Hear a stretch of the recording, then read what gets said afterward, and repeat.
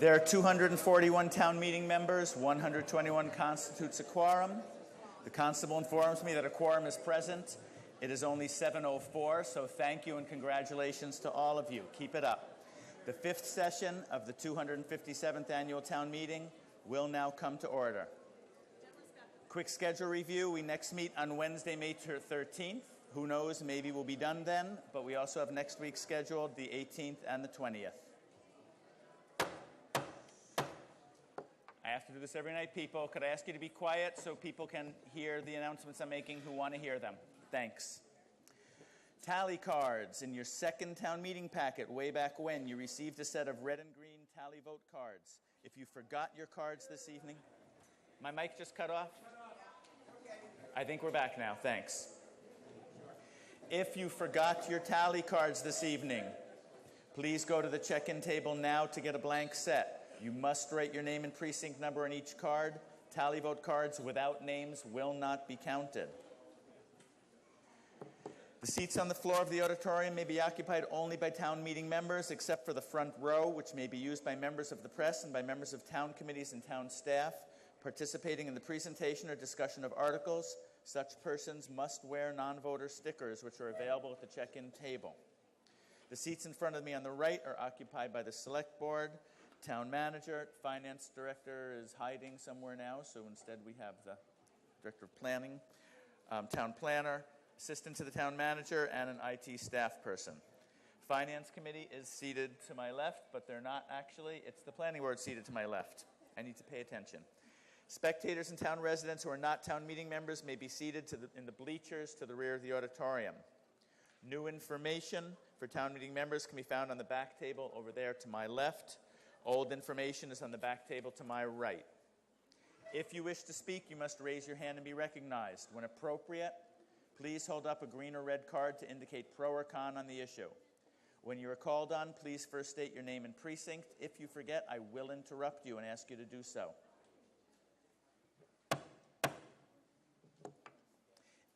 If you need more than 3 minutes or more than 5 when speaking to your motion, you must request additional time before speaking, and town meeting will vote on the request. If you're speaking from the floor, please speak into a microphone that will be provided once you're recognized. This will allow the viewers outside of the auditorium to hear you. The microphone will be on when it is handed to you. Please hold it close to your mouth when you speak. Non-members who wish to speak should stand at the rear of the right-hand aisle, the one in front of me. Any registered voter of the town of Amherst who is recognized by the moderator may speak without special permission. Others may speak with the permission of a majority. If you're making an amendment to a motion, the amendment must be presented in writing with 4 copies submitted to the front table. Procedural motions, such as a motion to refer or a motion to dismiss, do not need to be presented in writing. If you're making an amendment to a portion of the operating budget, you must specify the dollar amount that is proposed. If you make any motion from the floor, it must be the first thing you do after you've been recognized and have identified yourself. You cannot speak first and then make a motion. If you haven't already done so, please turn off your cell phone. The election of 3 members of the Town Meeting Coordinating Committee is currently in progress on the back table to my right. Please vote by 9 o'clock. Pat Holland and Alan Powell are the nominated candidates. Feel free to write in your choice for the 3rd position. Precinct 7 has 1 town meeting vacancy. There will be a caucus at 6:15 on Wednesday here in the auditorium to fill the vacancy. If at any point in time you're confused about proceedings, it is appropriate to call a point of order and ask for a clarification. It's also always okay to phone me, send me an email, or see me prior to town meeting if you need an explanation of any kind. First on our agenda tonight is the town gown report, which we approved under Article 1 to be presented by Mr. Masanti and UMass Chancellor Subaswamy. Following their report, we will consider Articles 21 and 22, then Articles 18, 19, 20, then we continue on in sequence with 23 through 30. And I now call on Mr. Masanti first, I think, for the town gown report.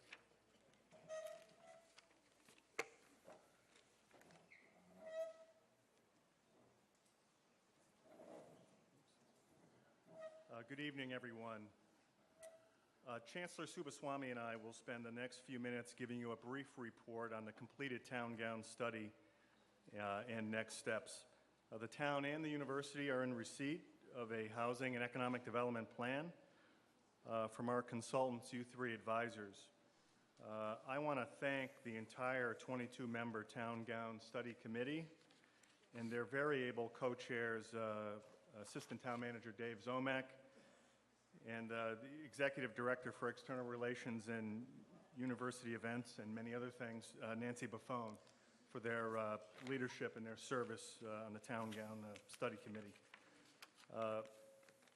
The Housing and Economic Development Plan that the Chancellor and I have received contains many valuable recommendations for us moving forward, including further exploration of sites identified for potential mixed-use development, including housing, focused pursuit of the use of public-private partnerships for addressing potential development, the creation of a so-called anchor strategy by the university that embraces the town of Amherst and includes arts and culture plans, encouraging academic research spin-offs to locate in town and incentivizing faculty and staff housing in the town of Amherst. The report stresses the need for the town and the university to foster local startup and entrepreneurial activity to leverage the $194 million in research activity that's ongoing at UMass Amherst.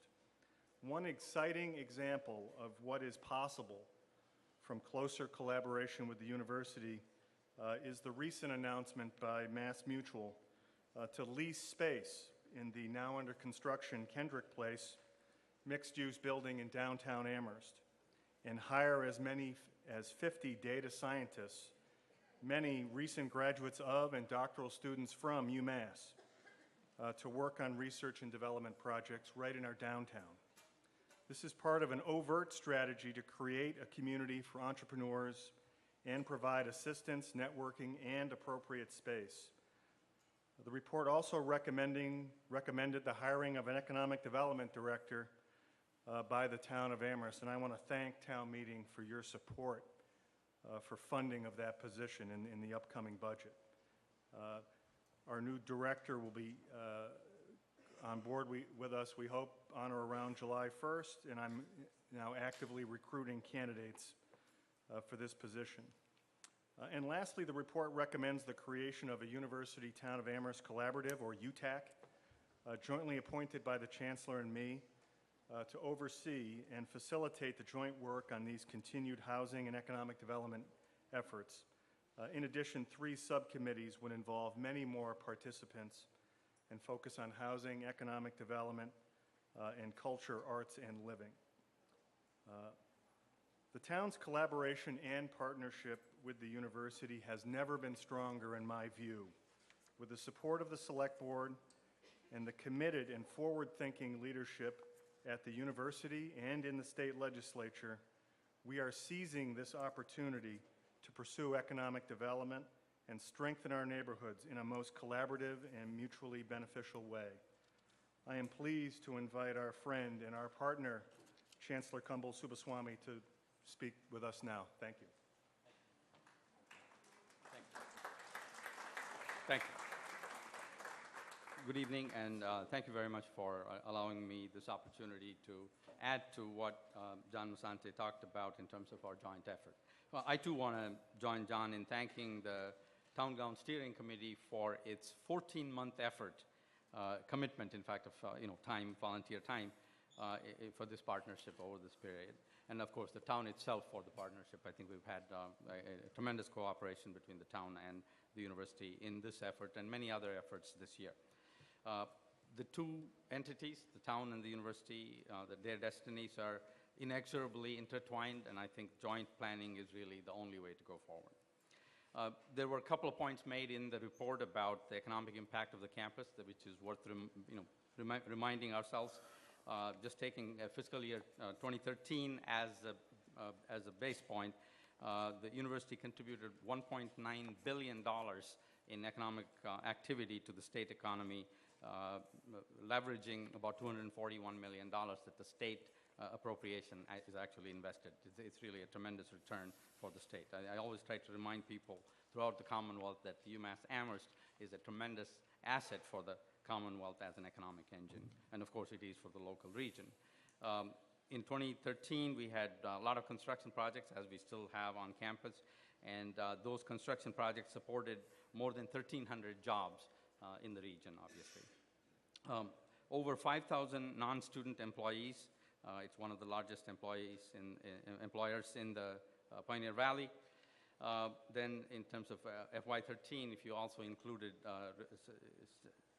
indirect staff support, indirect jobs created, it creates another about 9,000 jobs according to the economic projections.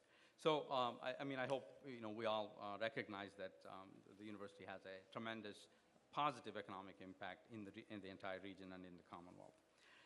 As John Musante mentioned, we're both working on the next step, which is the creation of UTAC. And again, it'll be joint appointments between the university and the town. And we will have a very diverse group drawn from the community and the three subcommittees, in particular, economic development, housing, and culture, arts, and living, I think will leverage the university's assets for the benefit of both the university and the town. Among other things, this committee, this UTAC, will provide leadership and ideas and advocacy for future endeavors of mutual interest, such as identifying potential sites for mixed-use development, if that should come up, jointly pursuing public-private partnerships where appropriate, and then also, as mentioned, creating an anchor strategy for the university that embraces the town and fosters enduring economic success. So again, I look forward to our joint work in the years to come, and I think we've had a great start with this joint steering committee, and I want to thank John and Dave and Nancy for their leadership as well. Thank you. I know it's very nice to applaud, but we do try not to do that here. Before we begin with Article 21, I had been notified by Michael Birtwistle that he wanted to make a procedural motion. Is he here, and is that still the case? I think he needs a microphone. Michael Birtwistle, Precinct 2. I move to consider Article 22 before considering Article 21. You made a motion. It's been seconded. You may speak to your motion. It seems to me self-evident that if we consider tax incentives for affordable housing before we consider the inclusionary zoning bylaw changes, which are designed to promote that very affordable housing, then we're just putting the cart before the horse. The Finance Committee recognizes that to be the case. On page 57 of its report, it describes Article 21 as, quote, complementing the approaches contained in the inclusionary zoning bylaw. So, if the tax incentives in 21 are complementary to the zoning changes in 22, shouldn't we take up 22 first? I'm as happy as anyone to listen to the many points of view that will arise from the floor. And in fact, I look forward to a lively debate on both articles. But let's take things in their logical order. Please, let's deal with the zoning first. Is there discussion before we come to a vote on this? I see no hands. So we will now come to a vote. This is a majority vote. If a majority vote yes, we will hear 22 first, then 21. If a majority vote no, we will hear 21 first, then 22. All those in the favor of the motion to hear 22 before 21, please say aye. Aye. Opposed, please say no. Let's try that again. All those in favor of 22 before 21, please say aye. Aye. Opposed, please say no. No. Moderators in doubt, we'll have a standing vote. Do I have my six tellers? Please step forward. I see 1, 2, 3, 4, 5, 6. Okay, all those in favor of hearing 22 before 21, please rise and remain standing. If you are unable to rise, then wave your hand frantically.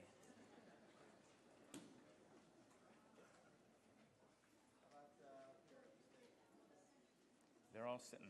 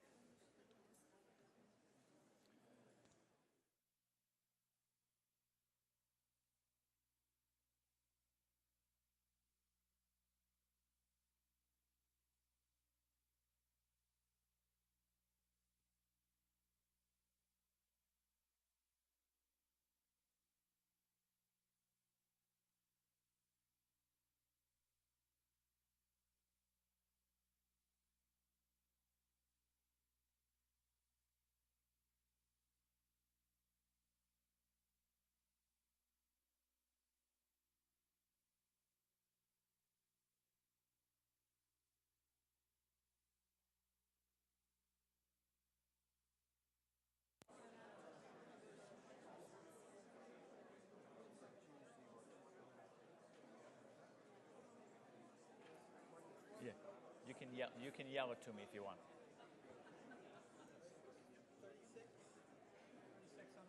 On the left, there are 36 yes votes. You may be seated on the left.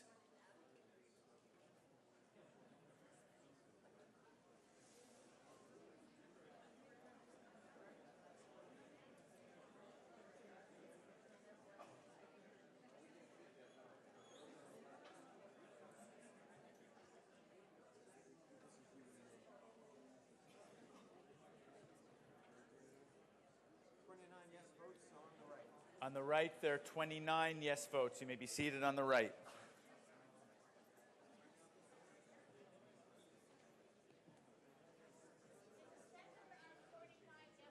In the center, there are 49 yes votes. You may be seated in the center.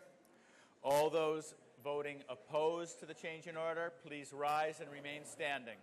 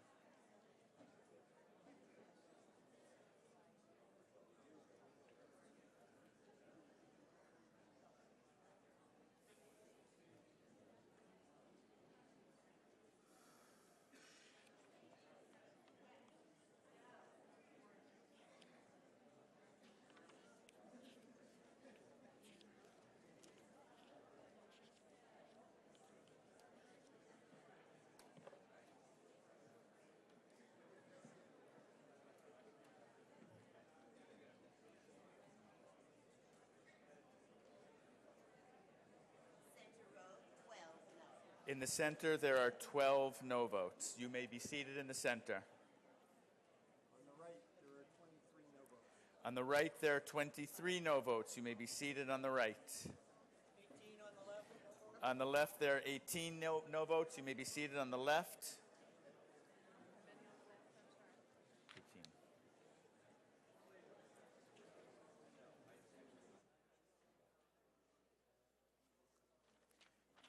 Yes votes are 114. Yes votes are 114. Is my mic on? Mic is kicked off again. Back on? Okay, and there are 114 yes votes, 54 no votes. It has passed. We now move on to Article 22. I hear a point of order. Please wait for a microphone and identify yourself.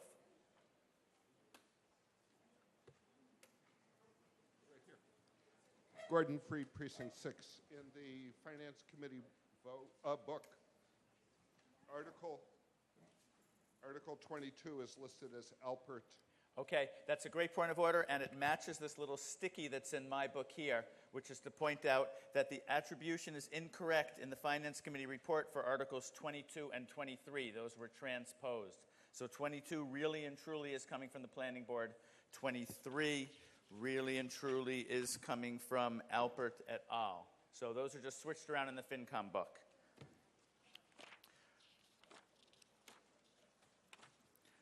Article 22, I call on Mr. Weber from the Planning Board to, I call on Mr. Schreiber to make the motion.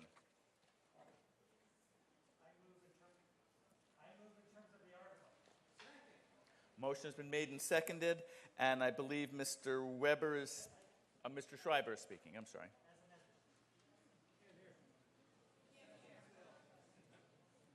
Okay, try that again. Make sure you're speaking close into the microphone. Try again, but get your mouth really close to the mic. Okay. Okay, he's working on it.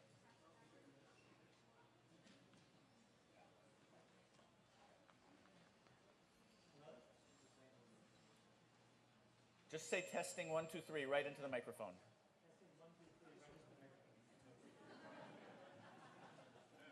Keep talking. I move in terms of the article as amended on this, except as amended on the screen.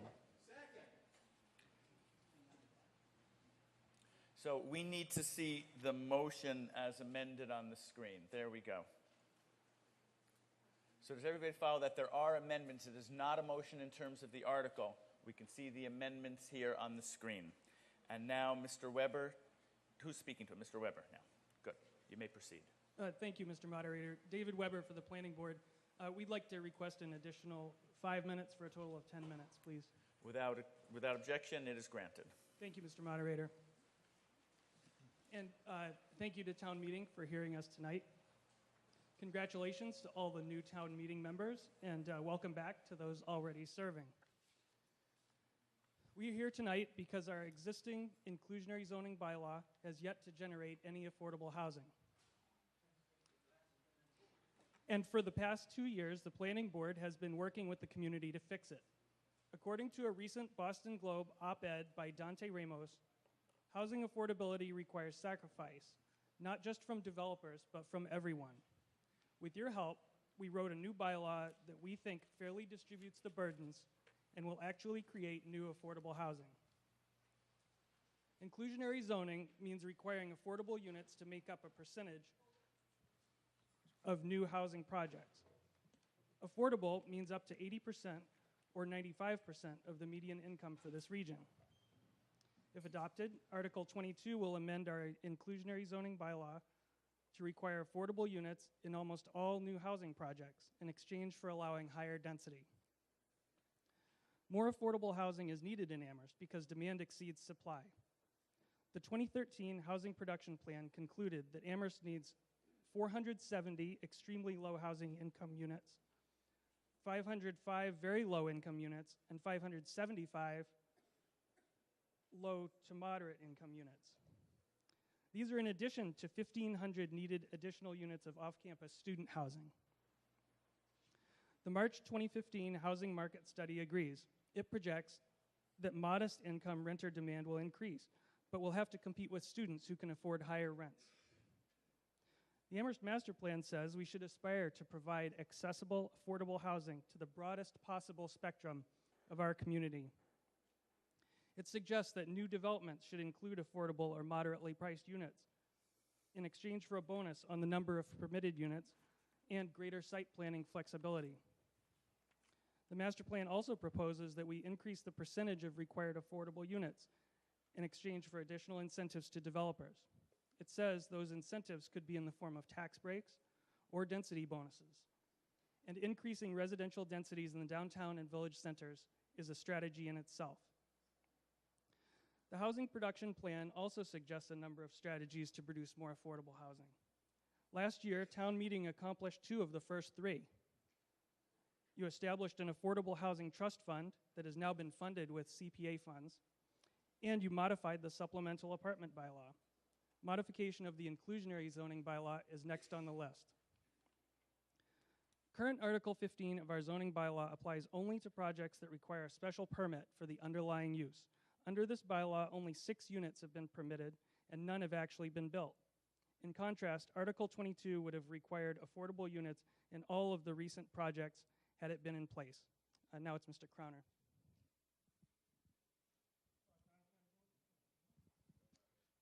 Rob Crowner, Planning Board. I'm going to quickly run through the mechanics of the article. First, it changes our definition of affordable housing to housing that is affordable to people at low or moderate income levels using Department of Housing and Urban Development standards for 80% of the area median income.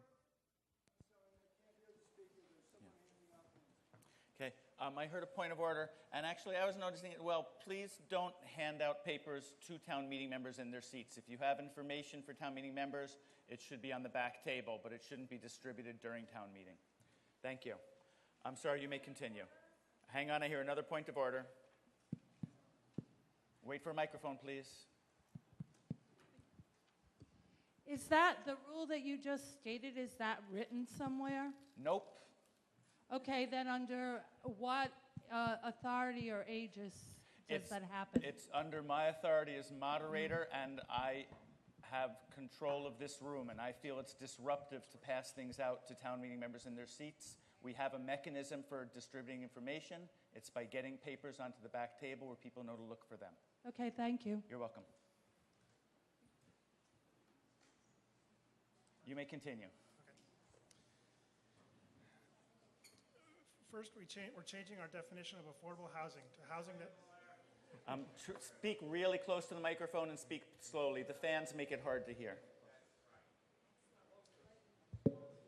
First, we're changing our definition of affordable housing to housing that is affordable to people at low or moderate income levels using Department of Housing and Urban Development standards for 80% of the area median income and 95% of the area median income. This is a change from the 80% and 120% levels that we currently have on the books. Next, it provides a mission statement for inclusionary zoning, including an explanation of the nexus or interconnection between Amherst's affordable housing need and potential new housing development, grounding it in our master plan and recent studies. There are two key differences between our existing inclusionary zoning bylaw and what is being proposed tonight. First is that the inclusionary mandate will apply to almost all new development of 10 or more units, regardless of whether a special permit is required for either the kind of housing it is or particular aspects of its design. Currently, the mandate is much more limited and has not applied to most of the new development we've been seeing. There are a few exceptions. Chapter 40B developments, which have their own affordability standards, conventional subdivisions, which are regulated under a different section of Mass General Law than zoning is, fraternities, sororities, or dorms that are located in the RF zone because students are generally not eligible for affordable housing, and a few others. The mandate is that 10% of the number of units proposed before offsets are added in would have to be affordable at the 80% or lower AMI level through most of the town, including all of the residential zones, and at 95% or lower in most of the mixed-use center zones. Affordable units must be provided at the same location as the other units and be otherwise indistinguishable from the other units as to size, design, quality, and when they are constructed. In most cases, affordability must be maintained forever. Note that section 15.32 is dropped under the motion tonight. The other major change is that the zoning bylaw would provide some built-in flexibility to enable a developer to offset or make up the cost and lost revenue resulting from the mandate with additional density beyond what is possible if the project didn't include affordable units. Each development project has its own financial conditions, so it is not possible to offer a single offset scheme that will yield the same break-even point across the board. From the advice we have been given, we believe that in most cases, somewhere between 1 and 2 additional market rate units are necessary to make up for each affordable unit. We have chosen an offset rate of 1.5 units to approximate the offset needed. In order to make it possible for those market rate offset units to be built, the dimensional table, which regulates density in each zone, will have to be different. We have concentrated the adjustments into the mixed-use centers, which is where our master plan calls for most development to take place, and also where different kinds of adjustments are needed because of differing constraints on building. Each of those adjustments would happen automatically for projects containing affordable units and would not require a special permit.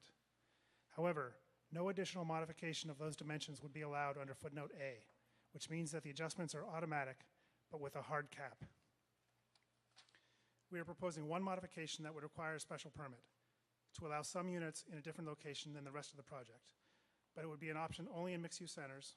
At least half of the required affordable units would have to be provided on-site. The off-site units would have to be nearby, and strict conditions above and beyond what normally apply to special permits would have to be adhered to. Finally, because the existing rules for cluster subdivisions, planned unit residential developments, and open space community developments already contain incentives for providing affordable units, in order not to confuse them with the offsets in this article, we are removing those rules and replacing them with references to the inclusionary zoning chapter of the bylaw. I ask Mr. Stutzman to wrap up. Thanks, Rob. So Article 22 is the result of a nearly 2-year process, and Amherst is hardly alone in grappling at length with the complexities of promoting economically diverse housing. Throughout the process, the town has received substantial input from consultants and from community members. Inclusionary zoning and affordable housing in general is complex. Much of the community input received during this process came in the form of requests to simplify and to remove provisions of the article, and this has been done. Gone from the article are the following: option to pay a fee in lieu of providing units, donation of land in lieu of units, 100% offsite units, and a waiver by special permit of the affordability requirement altogether. Building and lot coverage in outlying districts was also reduced. I'd like to speak briefly to the revised motion on Article 22 and clarify what it is doing. The affordability requirement remains in place in all districts. No changes are happening to the requirement. Two things are changing. A provision that applies exclusively to the RG or general residence district, which would have increased density there, is removed.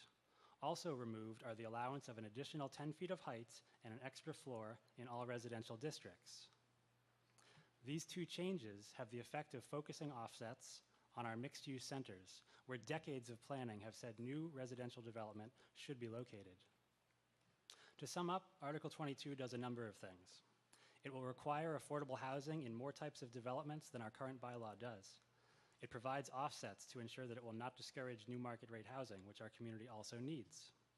It addresses the last of 3 top priority housing strategies recommended by the town's housing production plan. And most importantly, it helps our community toward its main housing goal of providing a greater mix of housing that serves a wider range of income levels and encouraging the development of economically diverse neighborhoods.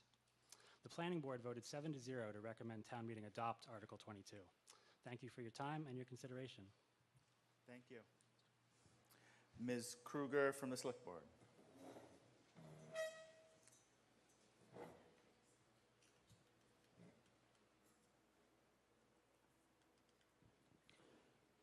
Mr. Moderator, I request 3 additional minutes. Without objection, it's granted. Okay. I'm going to talk about Article 22, and I'm also going to talk about Article 21 a little bit, and you'll have to forgive me. I've rearranged my talk a little bit in the moment to go with the change in article order. So Article 21 and Article 22 are designed to go together, but each can stand on its own, and they must be voted on separately. So Article 22, we're talking about now, is a zoning article. It's sponsored by the Planning Board. It's gone through the full public hearing process zoning requires and needs a 2/3 vote to pass, as do all changes to the zoning bylaw. Article 21, which we'll get to a little while, is not zoning. It authorizes the Select Board to file a home rule petition with the Massachusetts legislature that involves taxes, and it's sponsored by the Select Board, it requires a simple majority vote. So the preservation and creation of affordable housing is an Amherst community value. The town meeting has demonstrated this consistently and vocally over at least 2 decades. The need for additional affordable housing is well documented in Amherst's 2013 Housing Production Plan and the 2015 Housing Market Study, as well as many other sources. In April 2005, Amherst Town Meeting adopted our existing inclusionary zoning bylaw, Article 15, which requires that when certain new housing is constructed, it contain some affordable units. It's not resulted in the production of many units of affordable housing, and we can speculate at another time about the reasons for that. About 2 years ago, the Planning Board undertook the task of improving the inclusionary bylaw to increase the production of affordable units. The resulting changes to the inclusionary zoning bylaw, Article 15, are contained in what you have before you as warrant Article 22. The amended inclusionary housing section of our zoning bylaw will apply to all residential developments of 10 or more housing units, whether by special permit or by right, excluding subdivisions, which we hope to tackle at a future time. The bylaw will require 10% of the housing produced to be affordable, and it provides a number of cost offsets or developer incentives by allowing additional units to be built on the parcel. Typically, cost offsets allow the building of additional market rate units, sometimes referred to as a density bonus, to offset the cost to the developer of providing the required number of affordable units. An inclusionary zoning bylaw provides mandates and incentives for developers to build affordable housing in their developments, or to provide a comparable benefit like affordable housing units built on another location, what we're calling off-site units. The goal of inclusionary zoning is to include a broader range of income households in what would otherwise be a market rate development. So the idea is not to ask for so much affordable housing that no housing gets built at all, but to not give more incentives than are needed, or we might call giving the store away. There are also technical and legal reasons for cost offsets, but I'm not going to wade into the constitutional takings issue with its many interpretations and legal opinions. To say, the best inclusionary zoning bylaws strike a balance between the additional costs the affordability requirements place on a housing developer and the needs of the community for additional affordable housing. One of the complications that Amherst and its planning board faced in crafting a new inclusionary zoning bylaw was that our downtown already pretty much allows for a building or buildings to maximize what the zoning will allow. So additional cost offset units are not really feasible on site. To help solve the problem, the town sought help from a leading affordable housing expert, Judy Barrett of RKG Associates. With her assistance, the planning board has come up with innovative and effective solutions that will work in Amherst, including in the downtown and our other village centers. In Ms. Barrett's report, dated October 30th, 2014, she tells us that downtown land costs are much higher than land costs found elsewhere in Amherst, and that rental property operating costs tend to run higher in mixed-use developments. To account for this difference, Article 22 creates lower affordability thresholds for downtown and center districts than the other residential zoning districts, targeting households at 95% rather than 80% of the area median income. And then in her conclusion, Ms. Barrett states in her report, a little used but potentially important method in supporting affordable housing development is a real estate tax exemption for units rented to lower moderate income households. She advised the town to look at non-zoning incentives to go with Article 22. After researching the options available, Amherst has come up with the tax incentive option. We are requesting an Article 21, and when we get to Article 21, I have a little bit to add about that article. So with that. Could you just give the select board recommendation? Oh, sorry, my last. The select board unanimously supports both Article 21 and Article 22. Thank you. Mr. Braun for the Finance Committee.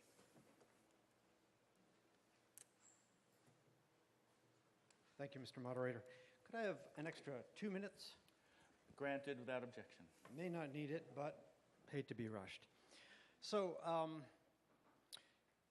before I get into this specific issue, I just wanted to remind especially the new members of the purpose of the Finance Committee, because I want to make it clear what we are saying in our lack of a recommendation. Maybe I'll just lead off with the fact that the Finance Committee voted 6-0 with one vacancy to make no recommendation on this issue.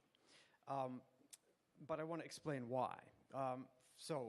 First of all, the Finance Committee is a committee of town meeting. We're here to serve you, basically, as trying to keep an eye on the town's finances in general, and then weigh potential financial impacts of articles such as this, any article, actually. And sometimes that's easy, and sometimes that's very difficult, especially, for a volunteer board with only limited amount of time and energy to do the research that would really be required to make accurate predictions. So here's why we didn't make a recommendation, basically. So it's not possible to predict the impacts of inclusionary zoning with any accuracy. It's not clear, for example, whether the proposed changes are going to promote, hinder, or have no effect on the development of more housing in town. Inclusionary zoning works in some towns. We did enough research to find that it does work sometimes. It does not work other times. In fact, I think about 40% of the towns in the state that have inclusionary zoning bylaws are just like Amherst. There have not been actually new housing created. But it does work some places. The problem is that the bylaws themselves are different in every town, and so it's very hard to compare and to draw any lessons from that. So we can't predict in advance whether or not this bylaw is going to promote or hinder new housing development.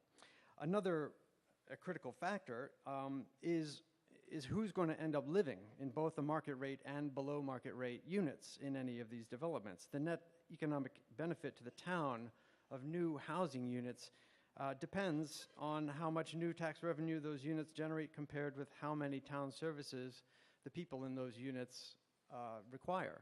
So, as I believe somebody mentioned in a previous meeting here, if you have housing units that are with lots of children in the public schools, the net benefit to the town may actually be negative. On the other hand, if you have, and the same might be true if the development is going to require the town to build new roads or sewers. You know, so it's even if we thought that inclusionary zoning was going to develop or result in more housing units, whether that would be a net plus or minus to the town is still not possible to be known, because we don't know who's going to live there and what the economic, pluses or minuses are going to be on that. And finally, and this is kind of important, as you'll hear, the Finance Committee in general is in favor of the kind of flexibilities that are going to be discussed in Article 21. That would give the town manager and the select board some flexibility in the provision of property tax incentives and other kinds of offsets to developers. But that introduces yet another complexity into the economic calculus of whether or not inclusionary zoning is going to be plus or minus for the town. In other words, we don't know in advance what the kinds of incentives might be, how long those incentives might last. Am I out of time? Excuse me, no, you're not. Stand so we know who it is, and microphone, please. Michael Birtwistle, Precinct 2. I think the speaker is really speaking to Article 21 rather than Article 22. Okay, I guess it's a fine point of order. I should have made this clear at the beginning. I am going to allow some leeway on this. Even though they are different and the differences have been made clear, the connections have also been made clear, and the relationship between the two has been made clear. So I am going to give leeway, particularly if it means that less time will be taken later for speaking. So point of order is understood, but I'm going to allow the speaker to continue speaking. You may continue. Thank you, Mr. Moderator. I agree with the point, basically, but it is related, because I just want to make it clear that even though the Finance Committee is in favor of Article 21, that does not mean that we're automatically in favor of, 22, and that those kind of incentives make it all the more difficult to make any predictions about the economic impact of inclusionary zoning. So, for all of those reasons, as I said, the Finance Committee makes no recommendation. Thank you. Thank you. As has already been stated, this is a change to the zoning bylaw, which requires a 2/3 vote to pass. I have a couple people who've asked to be recognized. I'm going to call on them first, then open it up to general discussion. So first, Martha Hanner from the League of Women Voters, who is a registered voter in Amherst. Martha Hanner from the Amherst League of Women Voters. Thank you for the opportunity to speak. The Amherst League of Women Voters supports Article 22, inclusionary zoning. We comment on individual warrant articles when the articles are relevant to our published local, state, or national positions. League positions are established only after we study issues and there is general agreement or consensus among members. The League supports provision of a variety of low and moderate income housing, both public and private, consistent with community needs. Amherst lacks sufficient affordable housing, and there is a pressing need to stimulate development of affordable housing units. The current zoning bylaw, now a decade old, has not been effective in creating affordable housing.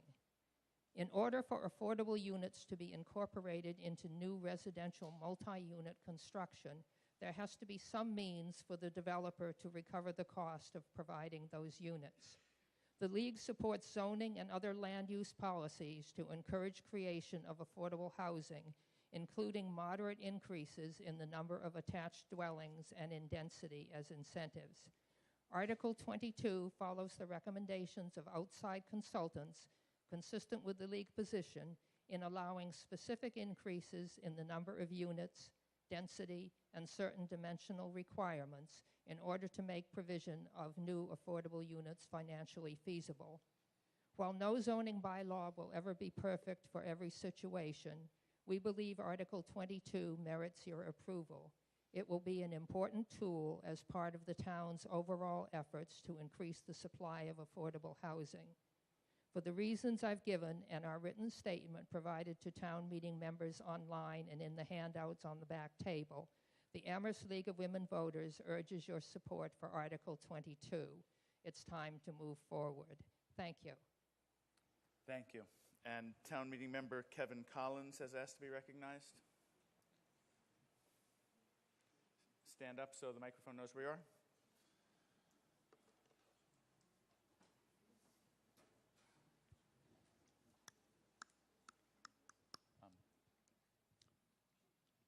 Thank you, Mr. Moderator. I rise to speak. Identify yourself first, I'm please. sorry, Kevin Collins, Precinct 5. I rise to speak against passing this article. Article 22 is too watered down from too many cooks in the kitchen, and it will never give us enough housing fast enough. I think we would be better off if we just failed it and stick with what we have. By failing this article, all we have to do is wait for our affordable housing stock to drop below 10%, which won't take long, and the developers will come in and we will have all the housing we need, affordable and otherwise.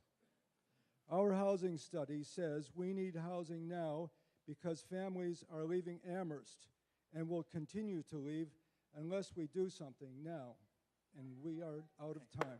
Excuse me. I hear a point of order. Let's hear what it is. Siobhan Best, Precinct 9. I understand. I'm a little concerned. You're addressing me with this point of order. Yes.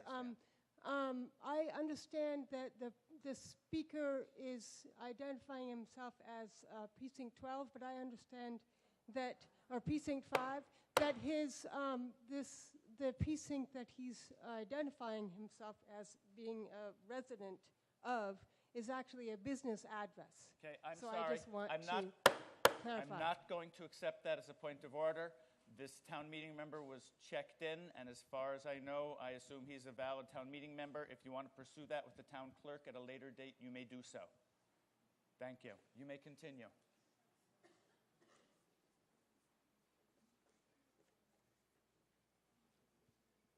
Thank you, Mr. Moderator. The fastest way to get affordable housing in Amherst is to fail this article, let our affordable housing stock drop below 10%, and let the developers have at it. Thank you for your time.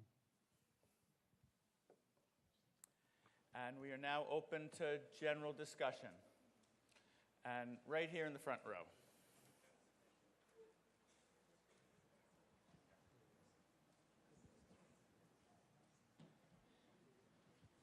John Hornick, Precinct 7, and also speaking on behalf of the Town Housing and Sheltering Committee, which voted unanimously to support the inclusionary zoning article. Can I get 5 minutes, please? We'll have a quick vote on that. Permission to grant an additional 2 minutes to Mr. Hornick. All those in favor, please say aye. Opposed, please say no. Yes, you have 5 minutes. Thank you. Amherst needs more housing. There has been very little development of new housing units over the past 20 to 30 years. The supply of housing has been virtually fixed, and as a result, it's under increasing pressure because of the expansion of the university. With the restricted housing supply, it's dramatically changed the population of Amherst. Now, over half of the population is in the age group 18 to 24. The number of people who are over age 60 is increasing, but there are two groups that are decreasing, and decreasing substantially, more substantially than in other communities. Those are people who are 25 to 44 and children under the age of 18. That is where we are losing young families. Young families can no longer afford to buy or rent in Amherst. I would bet that each year the numbers of people who work in Amherst but commute from one of the surrounding towns increases. This includes employees of local businesses, of the schools and other town services, and of the university and the colleges. Of course, we cannot dictate where people will live, but we do a very good job now of assuring that many are not able to live in Amherst. These changes are in part a consequence of our existing zoning bylaws. They have made new development very difficult, and development that has occurred both on and off campus has made only a small dent in the demand. That's the path that we are on now, and the path that we will continue to be on without changes in our zoning bylaws. If we pass these zoning changes, what can we expect? The number of residential units should increase through new development. There will be no exceptions to the requirements for including affordable housing units in any new development with at least 10 units. The tax base of the town will increase, which will provide needed revenue to support the town's operating budget, needed social services, and capital projects such as a new fire department building, the schools, the library, and possibly other programs. What are the counter-arguments? Let me address three.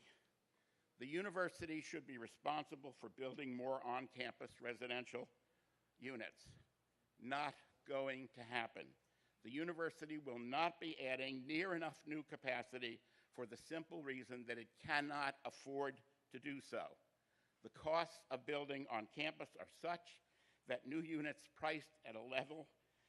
must be priced at a level that restricts them to higher income students or must run at a significant deficit.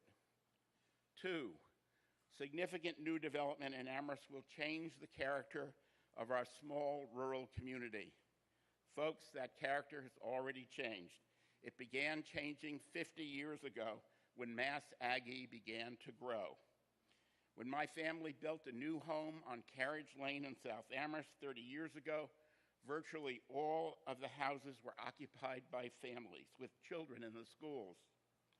Today, there are few school children. 8 of the 25 houses are student rentals. Others are occupied by couples like myself, aging in place. That's happening all over town. Unintended consequences is another concern. There are too many unknowns in adopting these changes. I cannot tell you with certainty that the proposed changes will lead to growth with which we will all agree. I do know this. The current population trends will continue if we do nothing. Families with young children will continue to disappear from our community. We will not have affordable housing to accommodate lower income individuals and families. We will be a town of mostly students, some older people, and a few well-to-do families. What if the changes we are being asked to accept today don't do the trick? We will have to evaluate the consequences and be prepared to make further revisions. But let's not make the perfect be the enemy of the good. What we cannot do is continue on our current path. Let's turn Amherst back into a place where people of all income levels can work and live in the same community. Please join me in voting for the changes to our regulations on inclusionary zoning. Thank you for your consideration. Yes, right in the back corner there.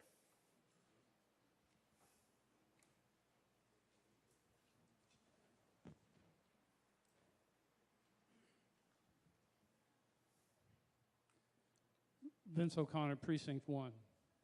I listened to the planning board presentation regarding the alleged failure of the present inclusionary zoning article of the Amherst zoning bylaw. It reminded me of the orphan, the story of the orphan who, having killed his parents, went before the court and pled, threw himself on the mercy of the court because he was an orphan.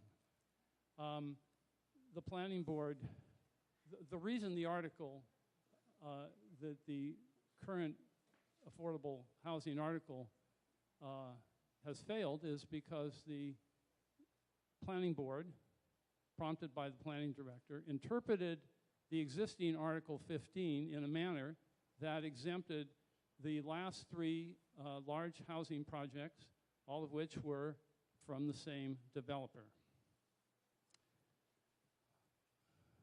Going back to last November, most of the advocates for Article 22 voted last November against the zoning amendment that both sides agreed would require 10 affordable units for the One East Pleasant Street project. That amendment failed of 2/3 on a vote of 111 to 79, 16 votes. The proposed Article 22 provides benefits to developers who receive special permits. They are not only not entitled to such benefits, not just according to myself, but when the present Article 15 was adopted about 10 years ago, this town meeting was told by the select board, by the planning board, and by town council that we had no obligation to provide any offsets, benefits, extra anythings, greater heights, more floors, nothing of what appears in here. The planning board has failed to make the proper distinction between those who receive special permits and those who don't. If you want to cover those who don't, then give us an article that is bifurcated and that says for special permits, the special permit is what you get. And if you do some other type of housing that it would be covered, then we will in fact provide you with additional benefits. This article should be defeated, and if it is, and when it is, the next affordable housing proposal will come from community groups committed to affordable housing who can see the difference between the issues that I've discussed in a way that the planning board has not been able to. Further discussion? Yes, over there. Fourth row from the back. Yep, you. John Cool, Precinct 2. People need to note, I believe, that housing, as well as affordable housing, or including affordable housing, principally comes from private developers.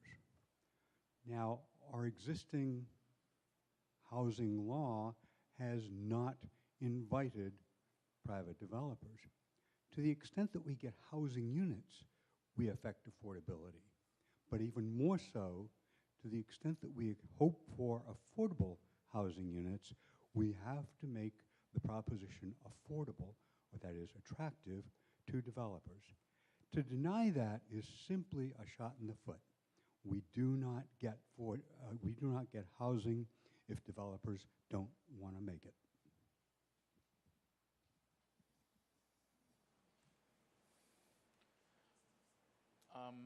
Yes, right there in the blue.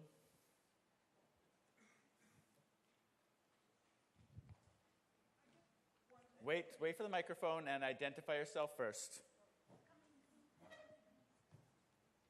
Melissa Perot, Precinct 1.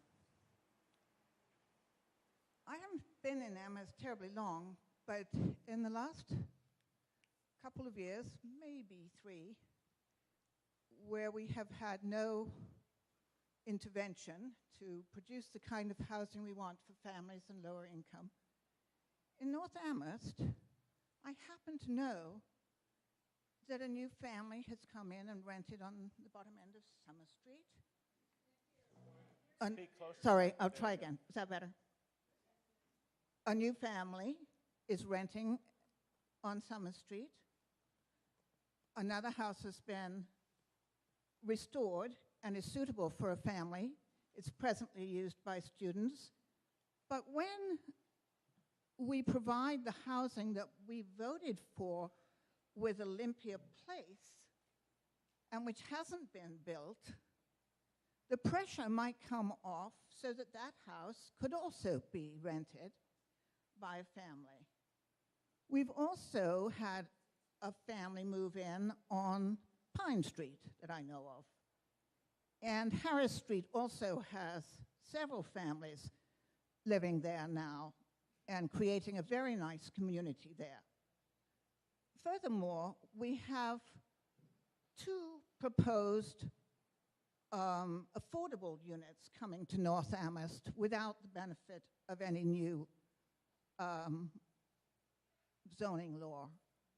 So all in all, oh, and besides that, we have economic development in North Amherst, by the way, going forward very nicely, thank you. So perhaps we need to back off and allow things to move forward, and especially to create the housing for students on Olympia Place. I am baffled by why that hasn't gone forward, and Kendrick Place went Zoom.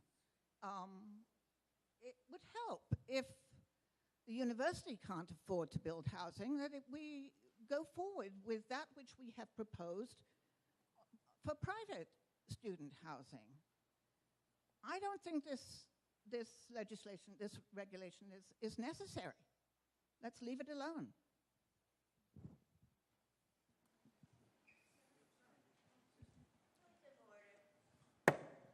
I hear a point of order. Wait for a microphone.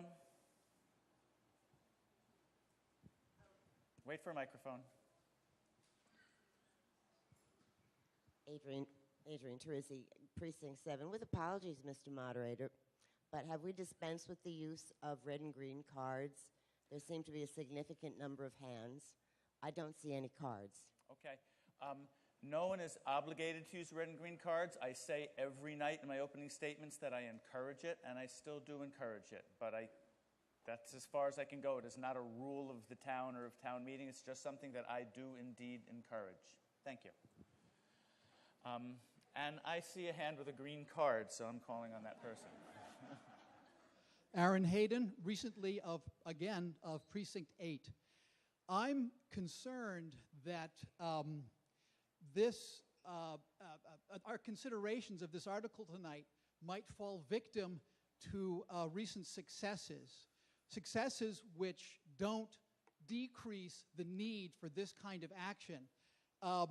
2 years ago, we heard alarm bells sounding from Precinct 1 about how desperately close we were to sliding underneath the 10% requirement for affordable housing in town. Things have not changed since then. We have 2 new Habitat houses going into North Amherst and 6 units that, well, we don't know where they are at all.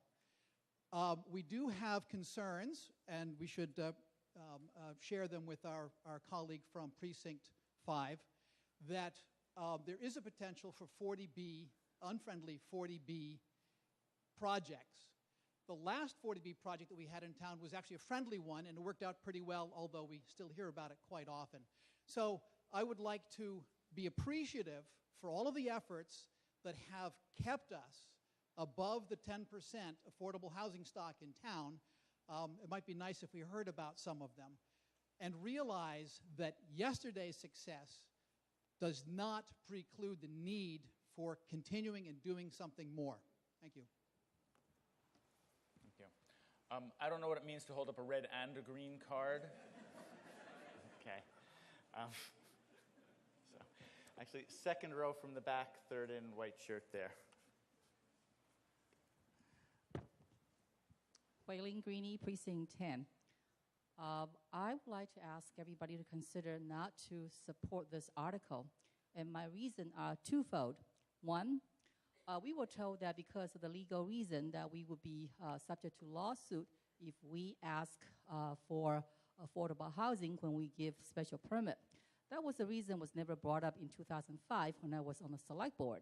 So our reason for approval of that as a whole body, including the select board, was that anybody come before the planning board with that, if they ask for special permit, then they are required to build 10% of the housing units if it's above 10 units as affordable housing.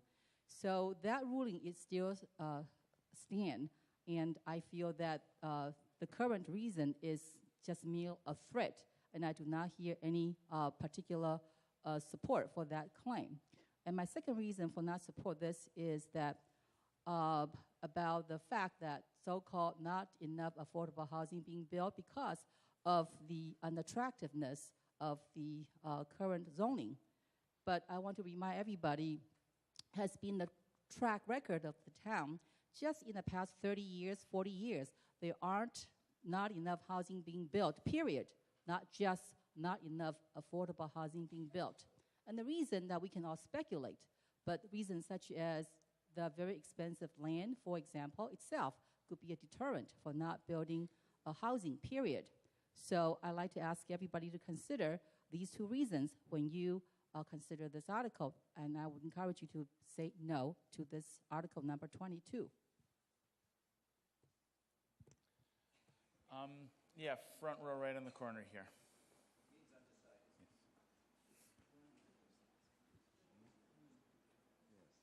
Jerry Weiss, Precinct 8. I have two questions, Mr. Moderator, that I hope you will persuade somebody to answer on the planning board.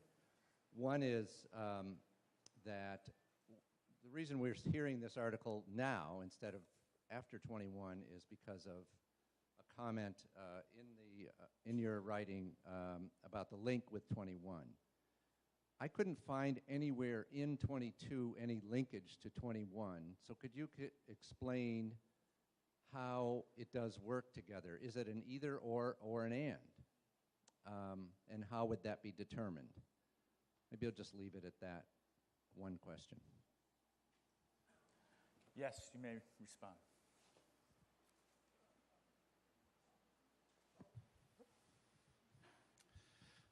Hello? Okay, good. There's no linkage in 22 to taxation. It is hoped that the cost offsets that are provided under zoning are enough to make the developer whole, so-called, to make up the cost of the lost revenue. In the case that they're not enough, and that is likely to be the case only in areas where it's difficult to actually add additional units because the adjustments just aren't very much, i.e. in the centers. In those cases, Article 21 would kick in, and the financial difference could be made up by taxes. So there's no 22 could possibly stand on its own. But we suspect that in some cases it won't provide enough of an offset.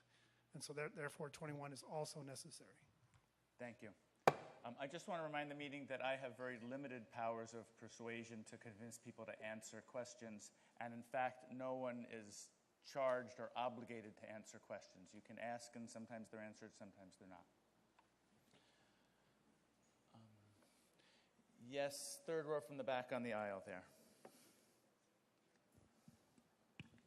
Hilda Greenbaum, Precinct 1, and I have been involved in several 40B, and they turned out to be really nice projects. But my question for this one is, can we have an absolute 100% local preference on any units that are built, and can we remain people who live or work in Amherst, can those units be saved for people, as I just said, living where I'm thinking backwards. But if we could have a local preference, then we could fulfill this need of the more than 1,500 that Mr. Weber talked about need housing in Amherst. If we can only get the 70% local preference on the first lottery, and then it's open to anybody whose name is on the list, then we're not going to make any dent in our housing at all. And so is there some way that you can make a condition on people's permit that says in perpetuity they have to be for people who live or work in this town?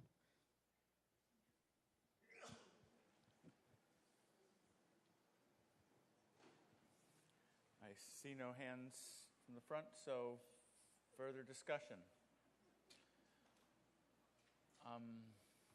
Yes, all the way in the back there with the red card.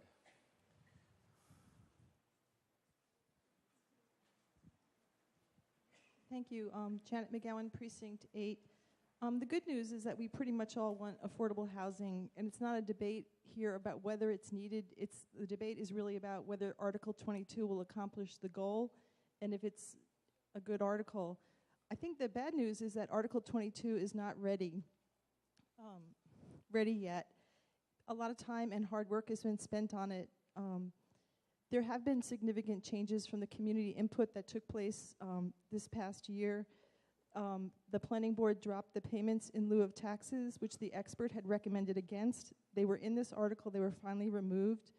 The planning board reduced much bigger increases in building lot densities, building lot sizes from 30% increases to 50 to sometimes 100% increases in building lot coverage. It reduced that in response to community questions and urging. It dropped to 4-story buildings that could have resulted in some residential districts. There could have been 4-story duplexes in PERD clusters and open space conservation districts in, I believe, RG and RN neighborhoods. If you think about the Sun Pines on Pine Street, those are 2-story buildings. Those duplexes could have been 4-story. They dropped that requirement in residential things. I believe that all these changes were endorsed by the planning board and select board. The non-change parts were endorsed by the planning board and select board. Some community members continued to ask about increased density in RG, which is residential general, which is mostly around the town center. Kept on asking what was the effect of dropping footnote M. One answer was given by the planning department, and that answer continues to be given. And eventually, it was corrected by Attorney Bard a few weeks ago.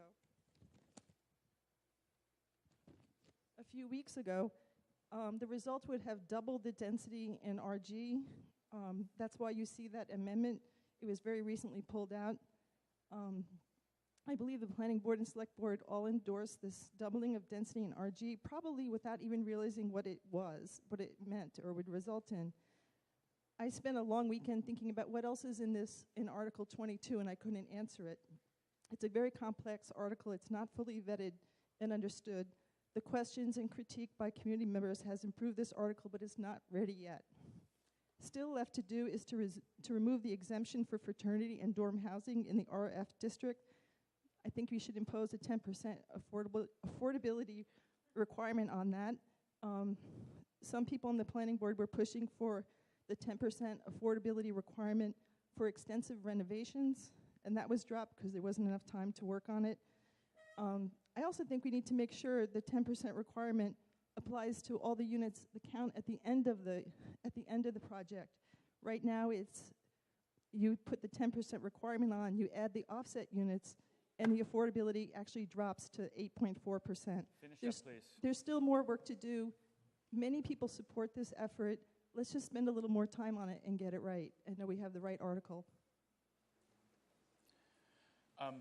Yes, over here, Mr. Tucker.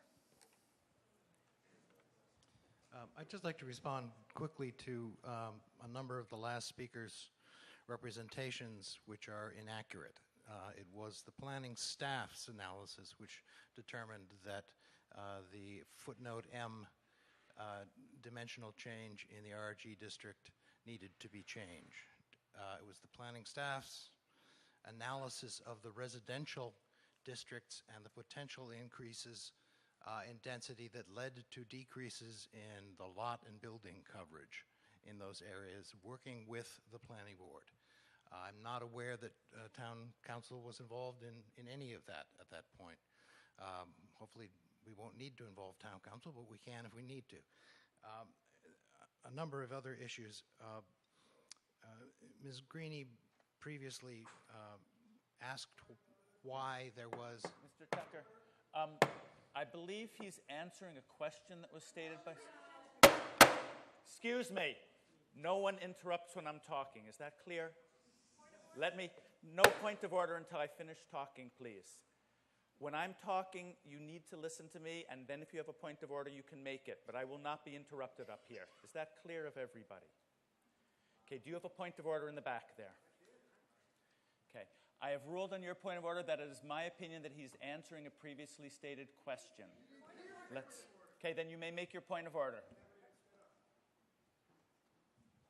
Hi, it's Rolf Carlstrom, Precinct 10. I did think that it was inappropriate for Mr. Tucker to be answering any points that have come up in the past without being asked.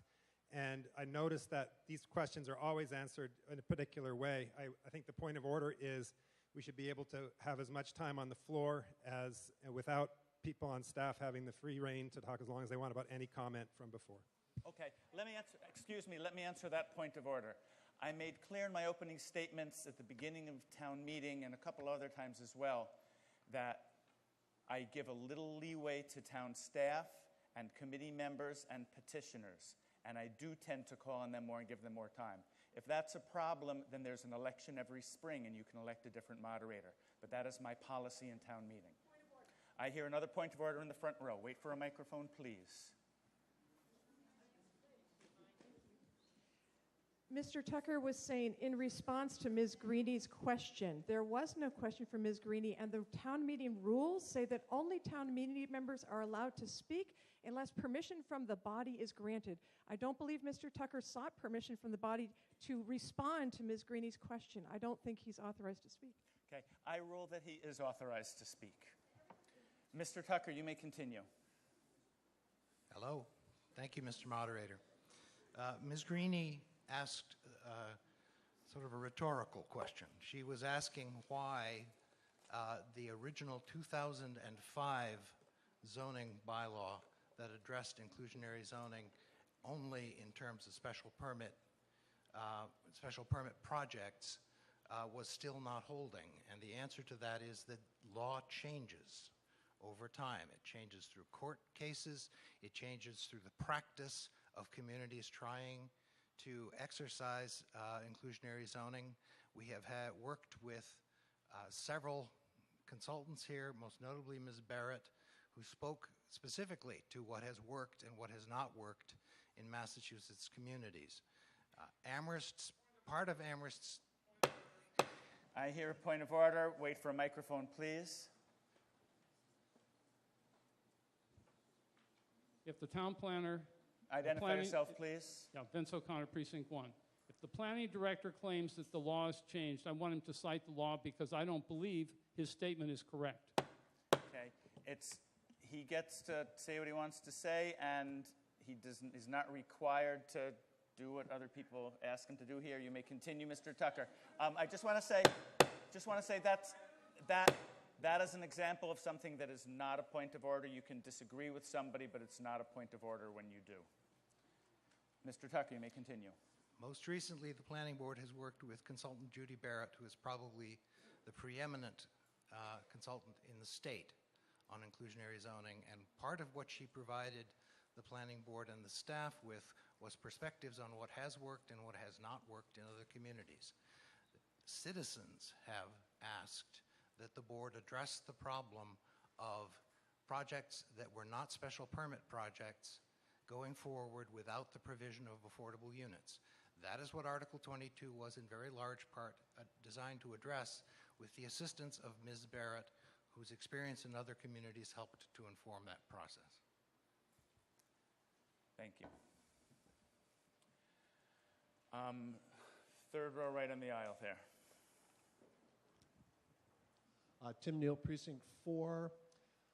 In listening to this argument and the discussions going on, I just have one observation. And so far, I've heard, I think, some very good reasons why 22 should be supported and address the issues of affordable housing and the fact that affordable housing under the existing rules haven't worked.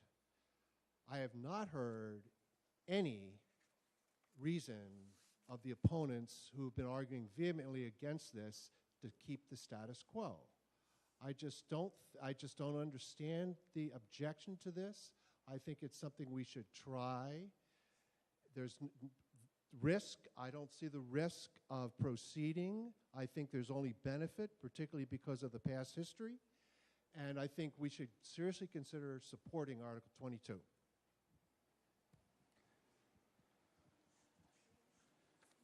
Thank you. Yes, in the blue shirt right there. Gabor Lukács, Precinct 10. I agree with the previous speaker that we all want to have affordable housing. And then I look at this article, and I see that the lot coverage increases in business district as well as residential district, pretty much everywhere. It seems this article is not aimed at fixing the problem. It's doing a lot of other things and maybe actually help fixing the problem too. So I don't see a good connection between the problem and what the article does. Thank you. Yes, on the planning board. So I just addressed the last speaker's point. The coverages, the building and lot coverage increases you're seeing, like everything else in this article, only apply to developments where affordable housing is being provided at the required percentage. So it's not doing things other than provide affordable housing. It's doing what needs to be done to provide affordable housing. Yes, right here in the front row.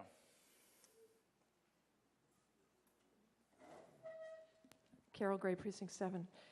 There are so many reasons to vote no on this article. For starters, many... could you turn on the overhead, please? Hello? Can you turn the overhead on, please? And stop the clock while you're doing that, please?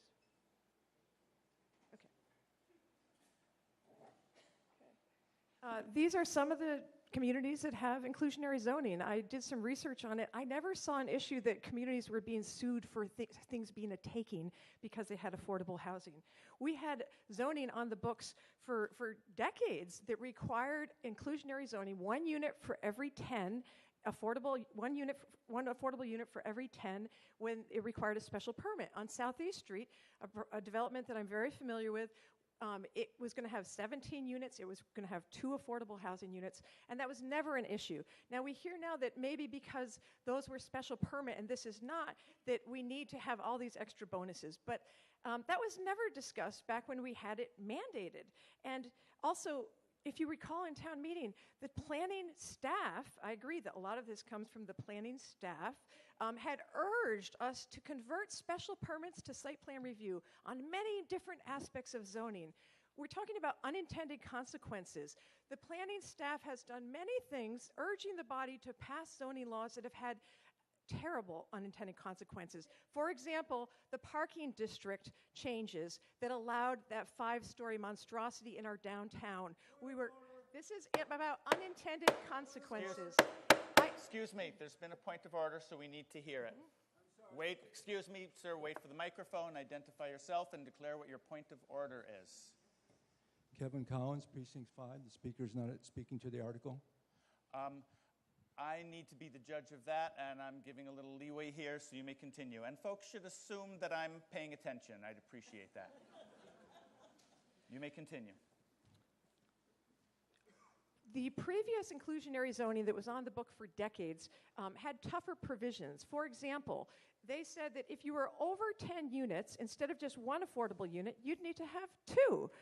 This law says in section 15.30 that if you're at 0.5 or above, it gets rounded up to a second affordable unit. This could be a much better bylaw, even on the aspect of including more affordable housing. You see the difference? If you're at 12 units, instead of getting 2 affordable housing units, you only get 2 units if you go up to 16. You see the difference?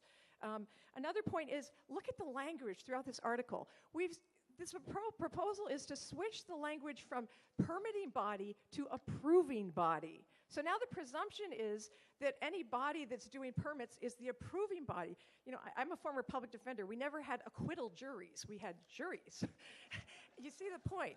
Another concern is that one of the items included in this bylaw is PURDs, which stands for Planned Unit Residential Developments. I'm very familiar with that because that's what was planned on Southeast Street.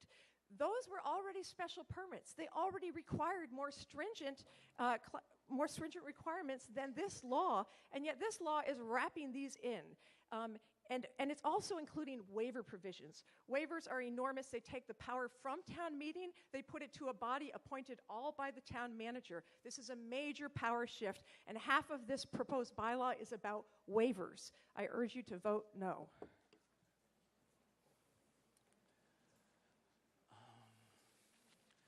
Yes, right there in that row, yes. Michael Burkhart, Precinct 6. I call the question. Motion for the previous question has been made and seconded. We will now come to a vote requiring 2/3 on whether to end debate and come to a vote on the motion before us. Everybody with me? All those in favor of the motion for the previous question, please say aye. Aye. Opposed, please say no. Moderator, here's 2/3. We will now come to a vote on the motion before us under Article 22. This requires a 2/3 vote for passage.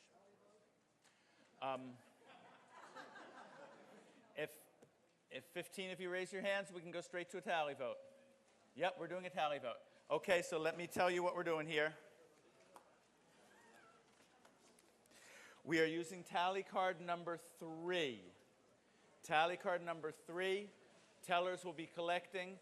A green card indicates you're voting in approval of the motion under Article 22. A red card is opposed.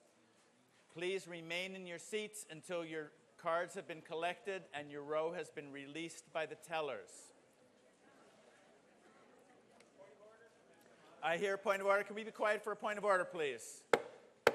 Who's got a point of order? Raise your hand. And up here, microphone, please, up here.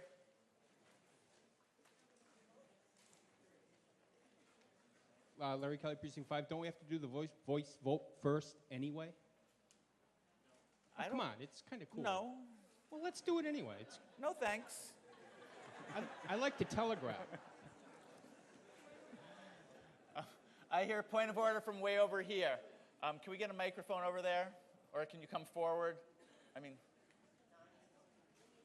Nani, can we get a microphone over here? We have point of order. And let's hold off on counting until we make sure there's no more point of orders. Yes. Hi, Amber Casey, Precinct 5. I'm not sure what we're voting on right now. Are we voting on the calling of the question or?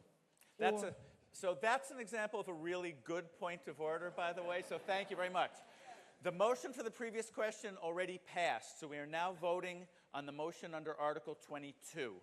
So a yes is your approval of the motion under Article 22, a no is your against it. Thank you.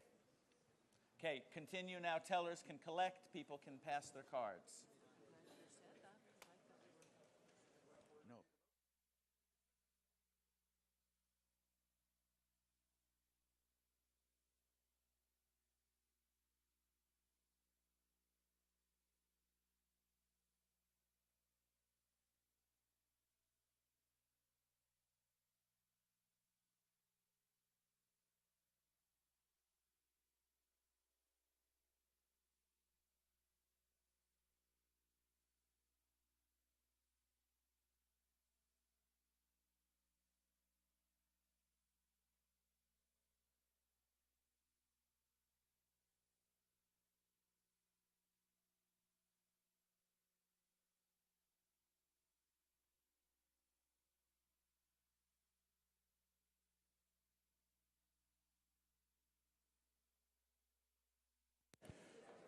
Once your row has been released by the tellers, this could be a good time to go vote for your town meeting coordinating committee members.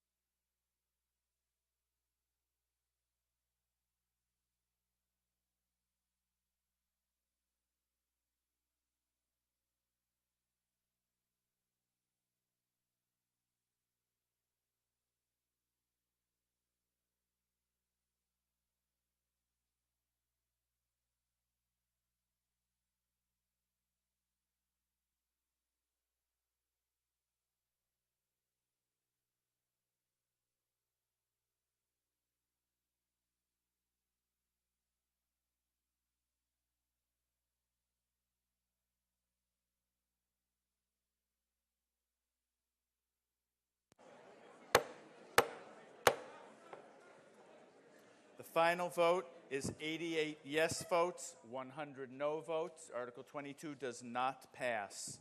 We move on to Article 21. And I call on...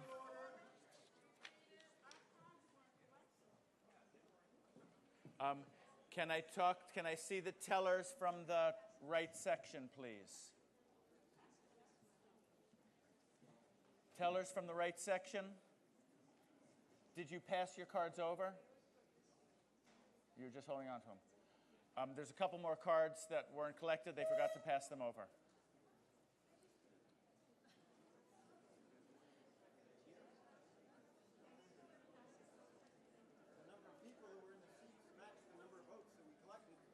Yeah. Were you in your seats when they were collected? Okay. Okay, it doesn't impact the vote, so it's not too big an issue. There's no name on that one. There's a card here with no name on it that one of you just handed in. So, yeah. You need to pay attention when I'm talking at the beginning and explaining the process. It really is nice for everybody. So, it's not going to change the count of the vote, so I'm going to continue to declare the vote as it was, which is 88 yes votes, 100 no votes. Does not pass, does not get 2/3. We move on to Article 21. And I call on Ms. Kruger to make a motion.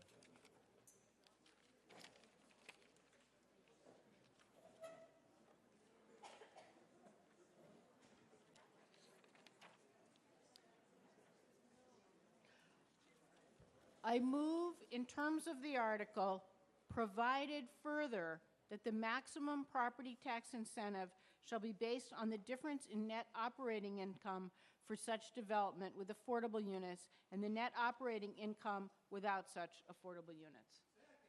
I hear a second. You may speak to your motion. Okay. So in Article 21, we're asking you to authorize us, the Select Board, to submit to the Massachusetts Legislature a special act that allows Amherst to offer tax incentives for developments with at least 10 units that provide developments of 10 or more units that provide at least 10% of those units as affordable.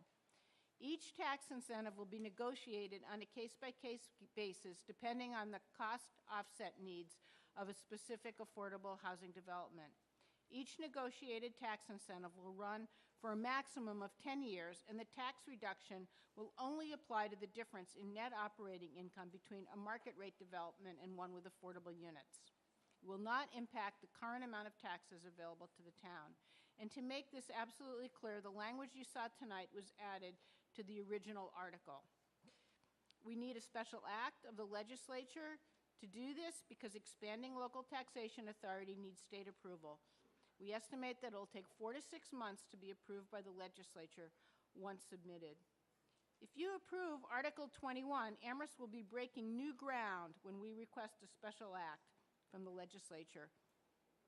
Using local real estate tax incentives for affordable housing will once again make Amherst a leader among Massachusetts communities. Select Board, as I had said before, unanimously supports Article 21. I now call on Mr. Pooler to give a presentation as the Finance Director.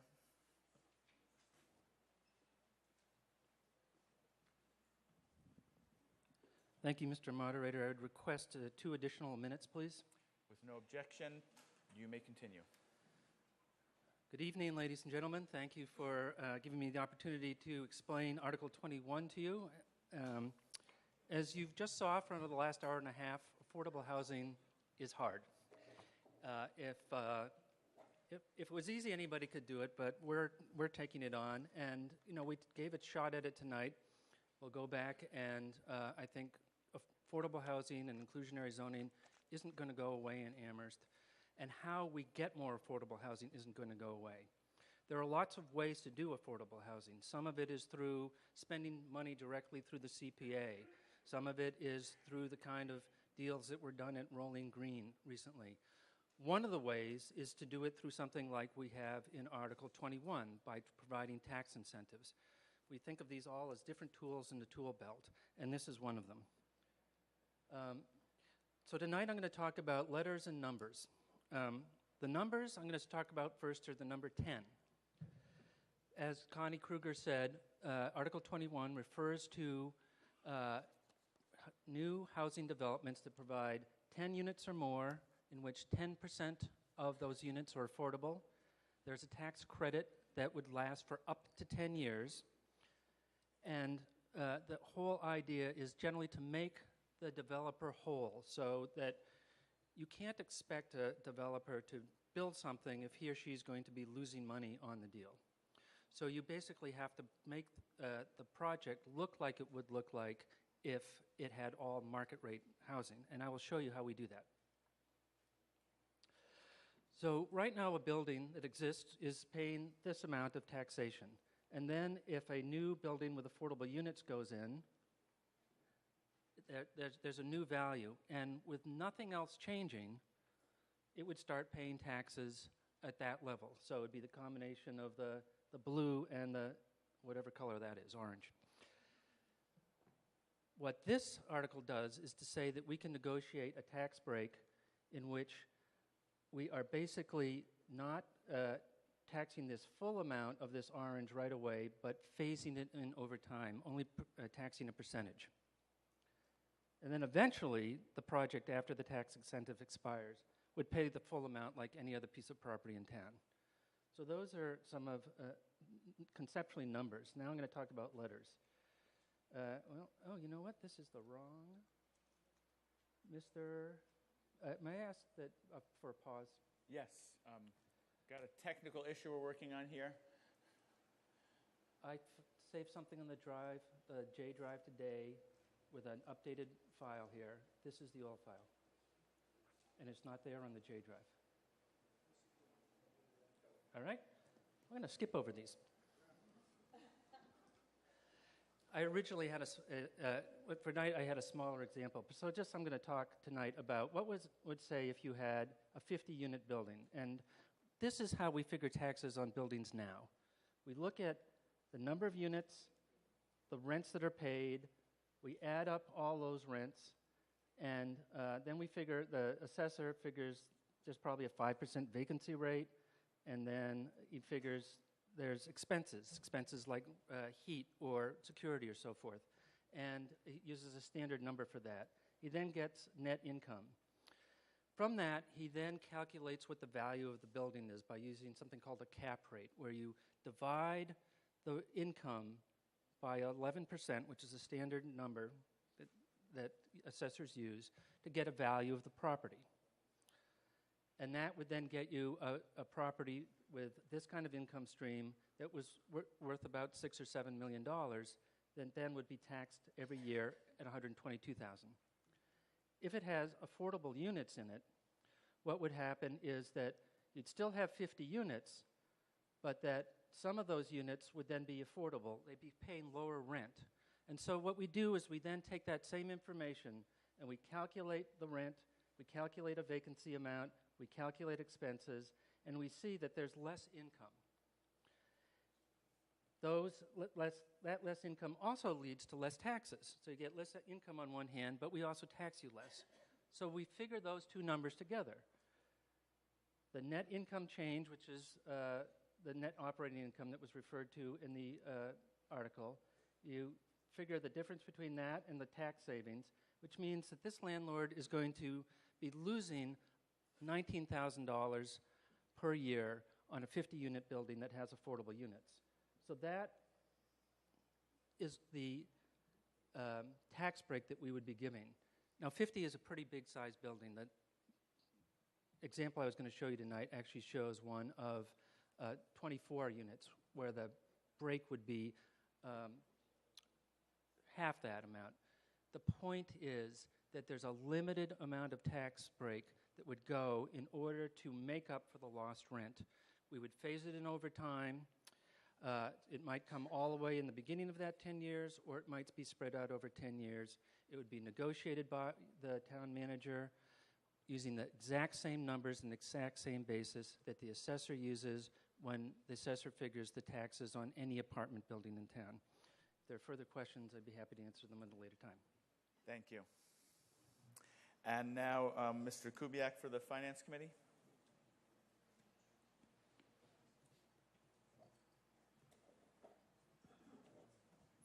Bernie Kubiak, Finance Committee member and member from Precinct 8. Mr. Moderator, the Finance Committee unanimously endorses Article 21 and urges town meeting to pass it. We believe that the tax increment proposal, as described by Mr. Pooler, will work to the town's advantage and will give us an important lever under some circumstances for encouraging the construction of affordable housing. Thank you. Thank you. I now call on Mr. Musanti to make a statement. Thank you. Is this on? Closer. Okay. I want to speak briefly and urge town meeting members to support Article 21. As Sandy Pooler described, there are many possible tools in the toolkit to both create and preserve affordable units. The town has used many of them. You had some robust debate earlier tonight about another tool, looking at zoning incentives for density that would only apply when affordable units are actually created. So that one won't be in the toolbox anytime soon, but this one is about property tax incentives, and we think the motion that's before you, particularly with the very constructive suggestions we received from town meeting members to make it extremely clear and provide an express limitation on the amount of a property tax incentive that could be provided.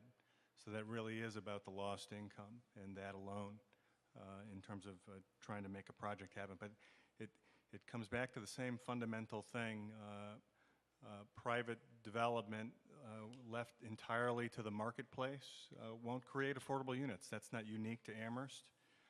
That's just a fact of life over the last 50 or 60 years across the whole country. So what are the tools we can provide? Property tax incentives, large governmental subsidies of the kind that were used, state and federal, tax credits for rolling green. Zoning is one other tool that can be considered, but is not in the toolbox right now. But this is one that we have some control over locally. I have no authority, or nor does the town, without a special act of the legislature, to provide us this tool.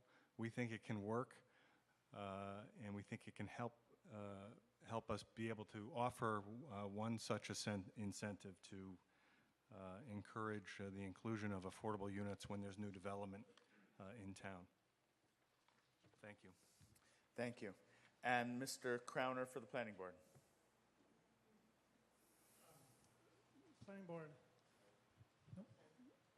Planning Board unanimously recommended Article 21 when it was intended as a complement to Article 22. And we still support it, I assume. We always intended for affordable housing to be promoted by more than one tool. We think zoning is important, but taxation is also part of the deal. Thank you. Article 21 will require a majority vote to pass. I have a couple of people who asked to speak, and then I will open up the discussion. So, Mr. Weiss, do you still wish to speak? You may come forward.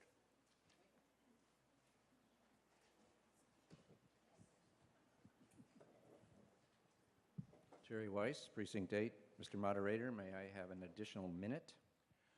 We're going to have a quick vote. All those in favor of giving Mr. Weiss an additional minute, please say aye. Aye. Opposed, please say no. Thank you. You're good to go. I see the question on 21 as, can we increase our affordable housing stock through a tax incentive in a way that won't be damaging to the town?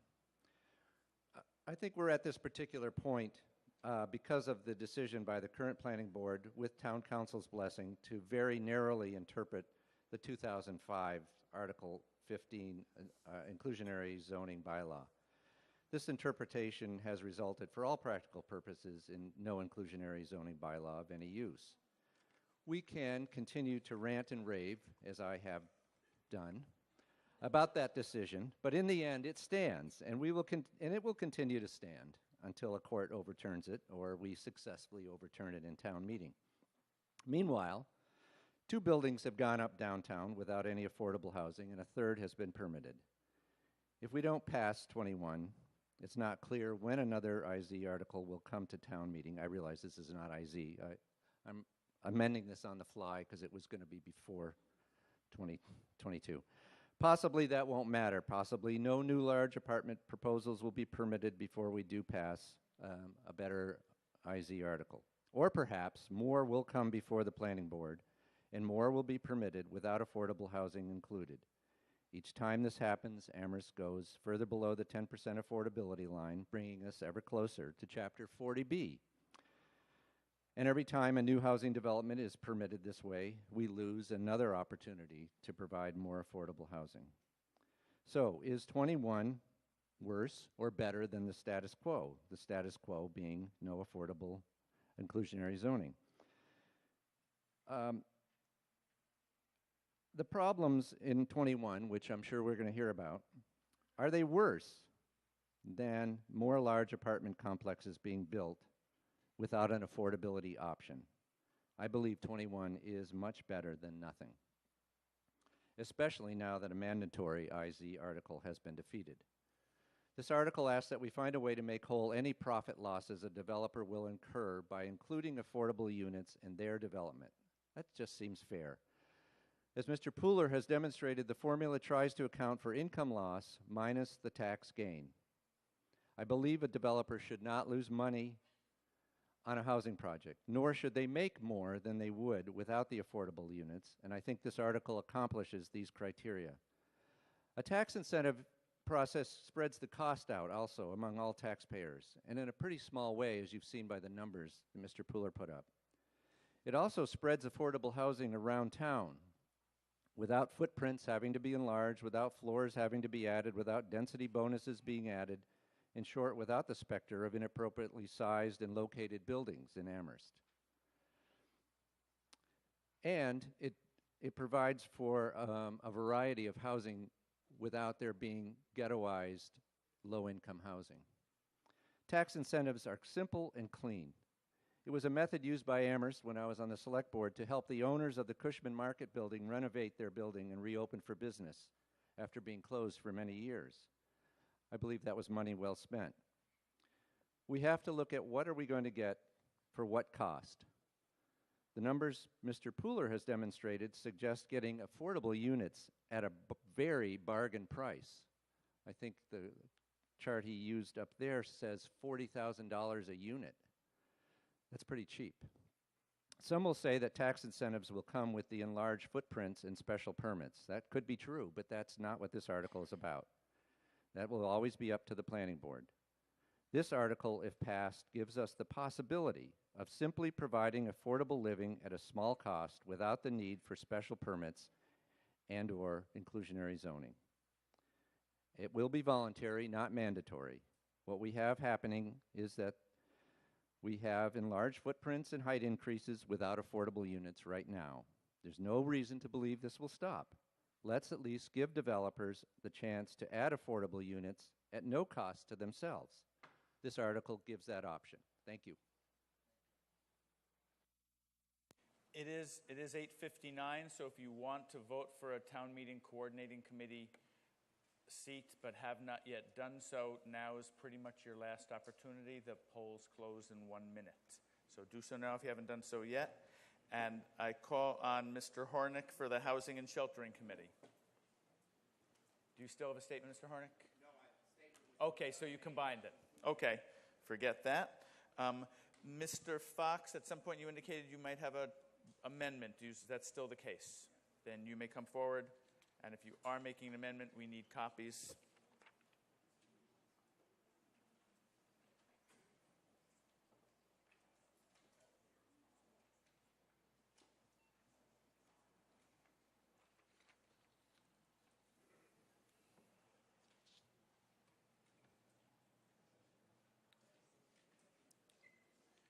Mr. Fox, is this the same? Mr. Fox, can I have a copy first so I can talk to town meeting about it? I just want to make sure it's the same as what you sent me.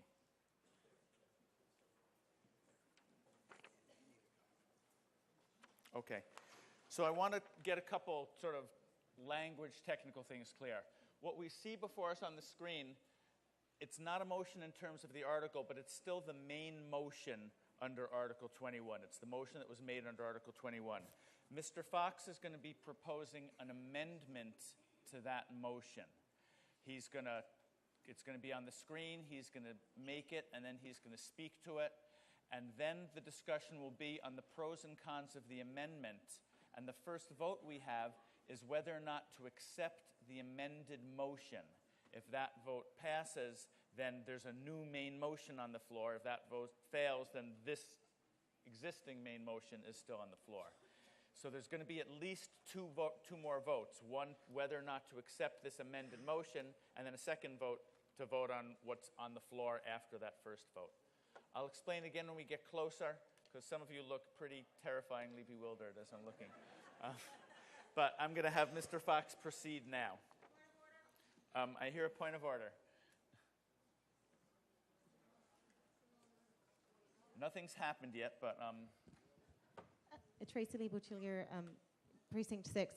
Article 22 was showing... Okay, let's wait until he makes his motion, then we'll make sure the right thing's on the screen, because no one... but it should be Article 21, you're right. But let's hear what Mr. Fox has to say. Can I wait until it's on the screen, please? Sure. Can we get Mr. Fox's... Okay, working. Thank you. You can identify yourself while you're waiting. Yes, I'm John Fox from Precinct 10.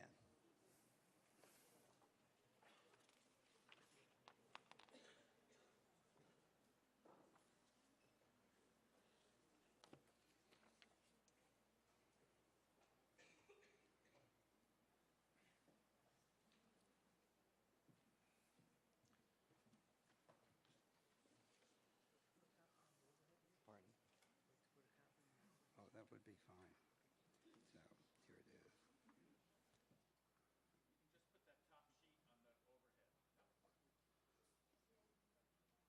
So that's it. Can we shrink it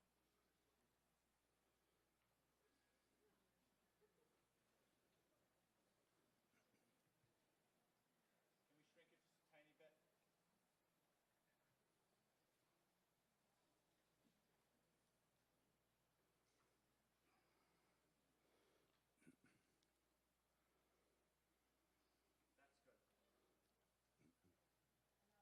That's even better. I think you told me I get 5 minutes. Is that correct? First, you don't get anything until you make a motion. So Oh. first make a motion. I move in terms of the article provided further that the maximum property tax incentive shall be the difference in net operating income for such development after all federal and state taxes with affordable units, and the net operating income after all federal and state taxes without such affordable units. And may I ask for a total of 5 minutes? Hang on a second. Do I hear a second? Okay, so you have made a motion. It's been seconded. You now have 5 minutes to speak to your motion. Thank you very much, Mr. Moderator. That's a mouthful up there for you to look at, but I think you'll soon get the point.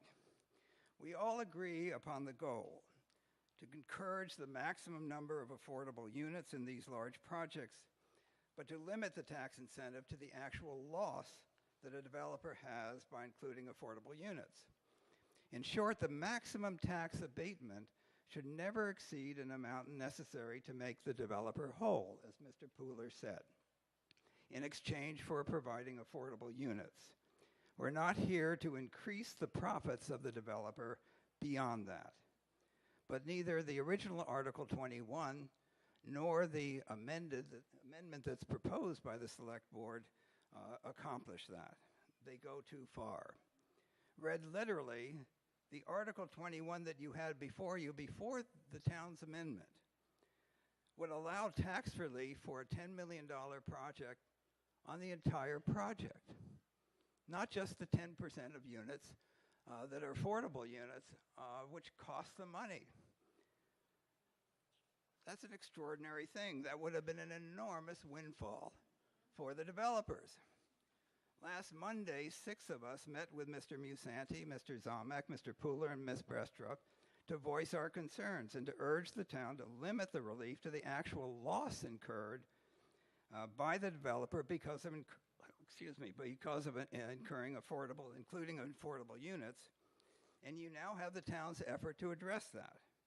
The problem, it fails to take into account the federal and state income taxes the developer would have had on the extra income it would have received before having to build the affordable units.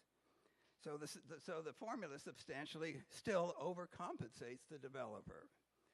For example, I'll use larger figures just because they're easier to look at. Let's assume that before income taxes, a developer could show that it would have had a net additional net operating income of $100,000 without the affordable units. By the town's formula, the maximum tax abatement would be $100,000. But every developer knows, and I represented lots of developers and corporations in my 35 years of practicing law, that any profits are subject to federal and state taxes. And that what the developer has at the end of the day is not the difference between the net operating income before and after affordable units, but the net operating income after the taxes they pay. For example, if the combined federal and state income taxes on that $100,000 were $25,000, the potential gain without affordable units would be $75,000 after income taxes. That, it seems to me, should be the maximum abatement, the maximum amount needed in property tax abatement to make the developer whole, to come out even. Consider this simple example. A corporation of architects has $100,000 of net operating income at the end of the year. This is apart from inclusionary zoning. And it's meeting to decide what to do with that $100,000. Well, my guess is that no one would say, well, we can distribute that $100,000 to the stockholders as dividends. Somebody's going to raise their hand and say, but we're going to have to pay taxes on that $100,000. And we'll only have the amount net after taxes. That's the net final gain. Secondly, if that corporation owed $100,000 to a bank, and at the end of the year, the bank asks for the net operating income, and they show they have a net operating income of $100,000, the bank says, well, transfer the cash, it's in the bank, over to pay the loan. Well, you know the corporation could say, but we have to pay taxes on that amount. So in my example, you only have $75,000 left. Well, that should be true in this Article 21.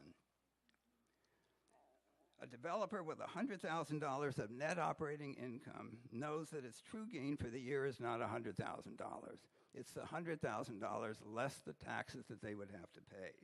In short, we should not be paying, reimbursing, giving abatement for taxes that the developer has to pay. We're not going to reimburse the developer for the taxes, only for the loss they incur after taxes.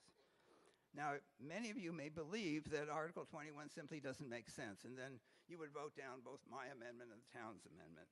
But if you believe in Article 21 as a vehicle for increasing the amount of affordable units, then make sure that what you're voting on is to make the developer whole, and make sure then that it is a calculation that takes into account that it's not the net operating difference that we're looking at, it's the net operating difference after taxes. Thank you very much. I'm going to just clarify once again, the main motion that was proposed by the Select Board was on the screen earlier, and it's the same as this, except it doesn't have the phrase after all federal and state taxes, which exists twice. So here, that's a great graphic right there. So in black, you see the main motion, and in red, you see the Fox amendment. What we're going to vote on first is whether or not to accept the Fox amendment. If we vote yes, then this becomes the main motion, including the red lettering.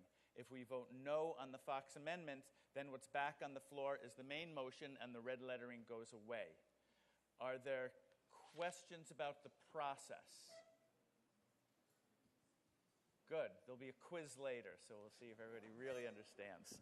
Okay, Mr. Pooler.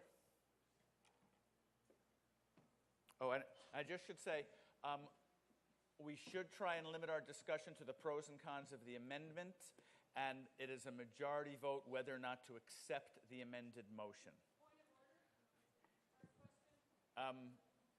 Is it a point of order, or is it a... Okay, good. Identify yourself. Can you please clarify? Identify yourself. Oh, my name is Patricia Stacy, Precinct 10. Can you please clarify if the tax incentives apply in either of the two options now we have before us? Right now, I know we have one option before us, the Fox Amendment. Can you clarify? Does the tax incentive apply to an entire building or only to the low Okay, I'm income? going to stop you now because I will clarify that that is not a point of order. That's a question to be asked if you're recognized from the floor of town meeting. It's not a process question. It's a question about how it all works. So that's a question for people to answer from the floor, but it's not a point of order question. I don't know what I'm voting on. Yes, and that's understood, but you're going to listen to the discussion and hopefully figure it out. It's not a point of order what it means or how it's going to work if you accept it. That's the point of the discussion and listening to the speakers. Mr. Pooler. Thank you, Mr. Moderator. And I'd like to thank Mr. Fox for, with this very technical and difficult issue, providing us with the language ahead of time so that we could look at it on the staff level and respond. And we appreciate it on these technical things. I am now going to ask you not to support Mr. Fox's, and I hope he appreciates that too. There's a standard way that the assessor does taxes, and these are the lists of the things, the expenses he looks at when he does those taxes. As you will see, they are things like legal, electricity, payroll, reserves for replacement, utilities, et cetera, et cetera. We do not in any way figure in, when we figure your property taxes, how much you pay in your state or federal taxes. It just doesn't come into the equation. We don't look at your taxes. We don't have access to your taxes. We're not expert in those taxes. We don't want to be expert in your income taxes. It's not something the town has any business getting involved in. We're not very good at it. We don't know what all those numbers are. And frankly, there are many more ways to manipulate federal income and state income taxes than there are to manipulate state property taxes. Property taxes, we know how to tax you, and we promise that we will as much as we can.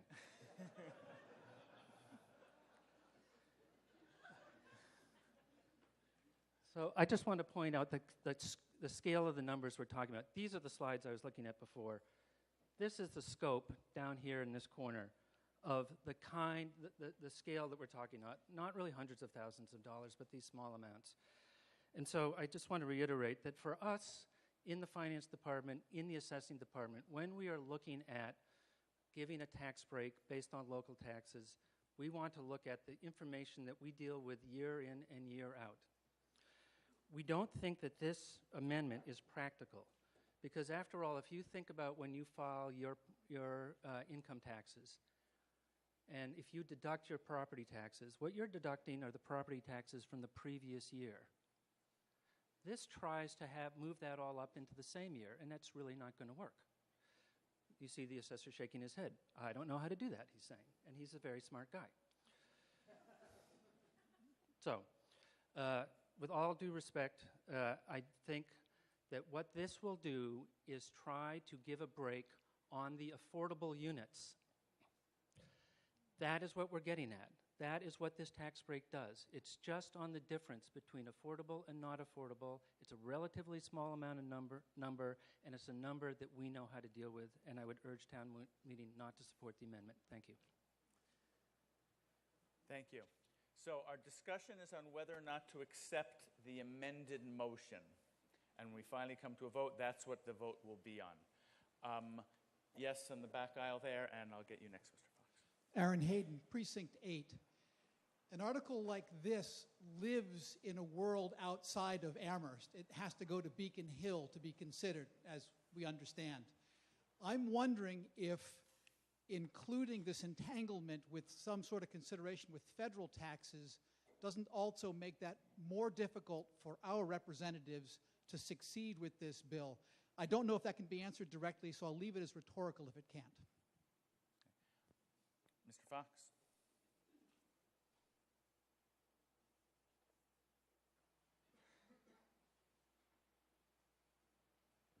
John Fox, Precinct 10, and I do respect Mr.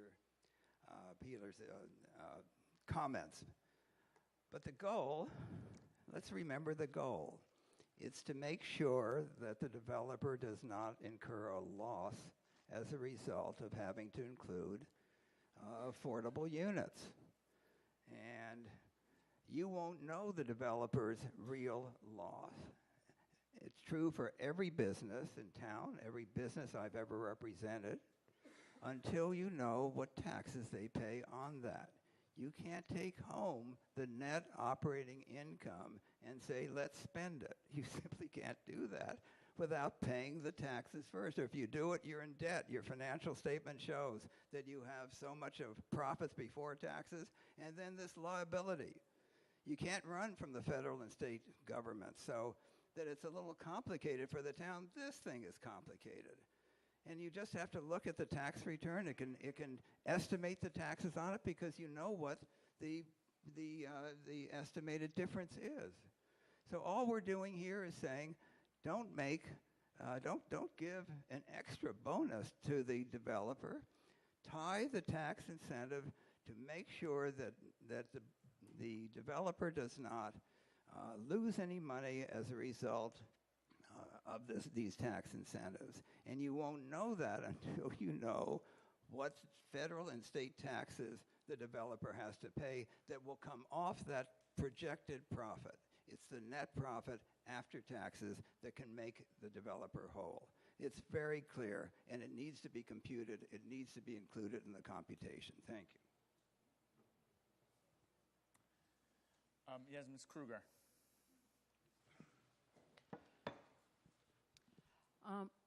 I am going to vote against the amendment, and the reason why, and I just saw this tonight for the first time, but it doesn't compute for me that we would be looking at an individual's federal or state tax returns instead of looking at the real estate deal or the development projects deal. A lot of these are done by corporate entities. I think Mr. Fox said that. So I don't, my own personal tax return, I have income from any number of sources, and if I were an investor in this development, how would that work in terms of this amendment? So it's very confusing to me why we would be looking at a particular individual's federal or state return when we're really, the intention of the tax incentive we're talking about is a real estate tax reduction based on the affordable units to make the deal actually work. It doesn't, we'd have to untangle the different ownership interests and look at perhaps multiple tax returns, which we're not even empowered to do. So I find this confusing and unworkable, and for that reason, I'm not going to support the amendment. Yes, over there, right in the center. Yes.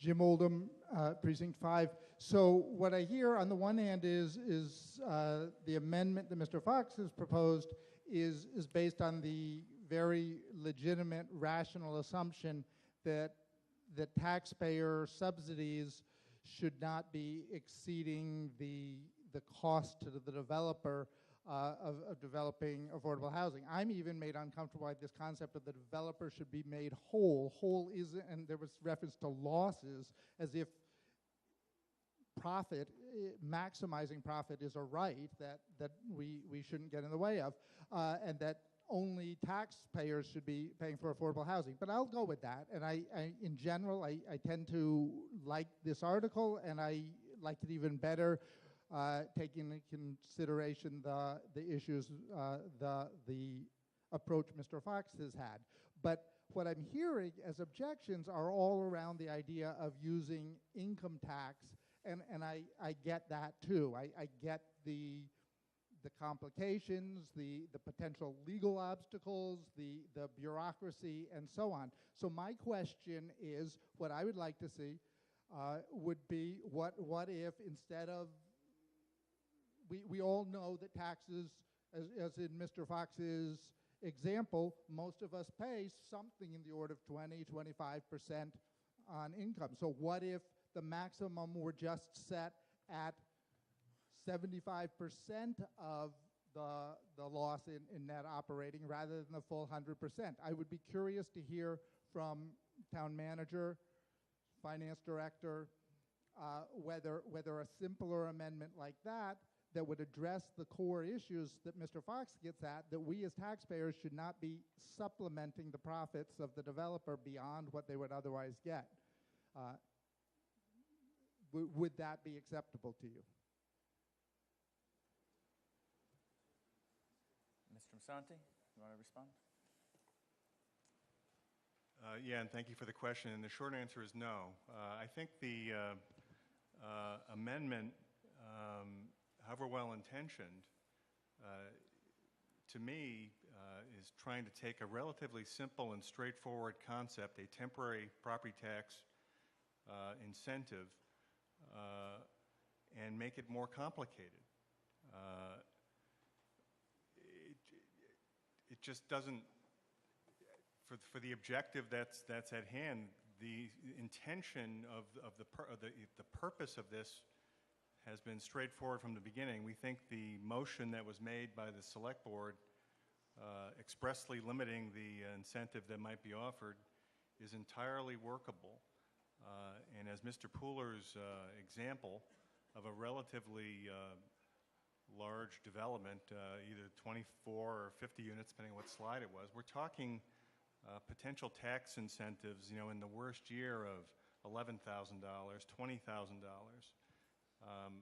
Those are all quite doable, and that's when I became a true believer in this article, that it wasn't in the hundreds of thousands for an individual project, that this was quite doable without putting at risk all the other programs and services that we all fund in the budget. So I think what's up there works, and I think I hadn't thought of Mr. Hayden's point about how it may or may not be received by the legislature when you start introducing state and federal tax code and tax law provisions into a local home rule bill, about whether we get any sort of bill out the other end of the pipeline at the legislature. So my recommendation to town meeting is to stick with the main motion, and let's see if we can get this done this year with our friends in Boston. Yes, right here, third row.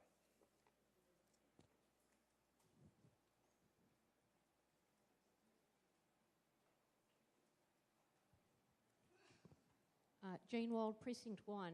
I'm quite persuaded by Mr. Pooler's presentation that the tax incentive really is addressing specifically the affordable housing units. Second point, so I'm going to oppose the amendment and vote for the main article.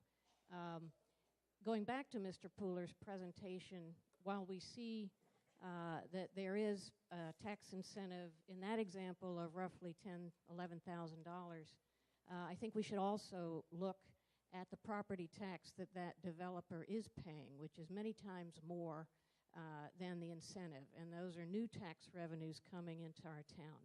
And I think that's really important for the vitality of Amherst. Thank you. Thanks. Yes, second row center, right here.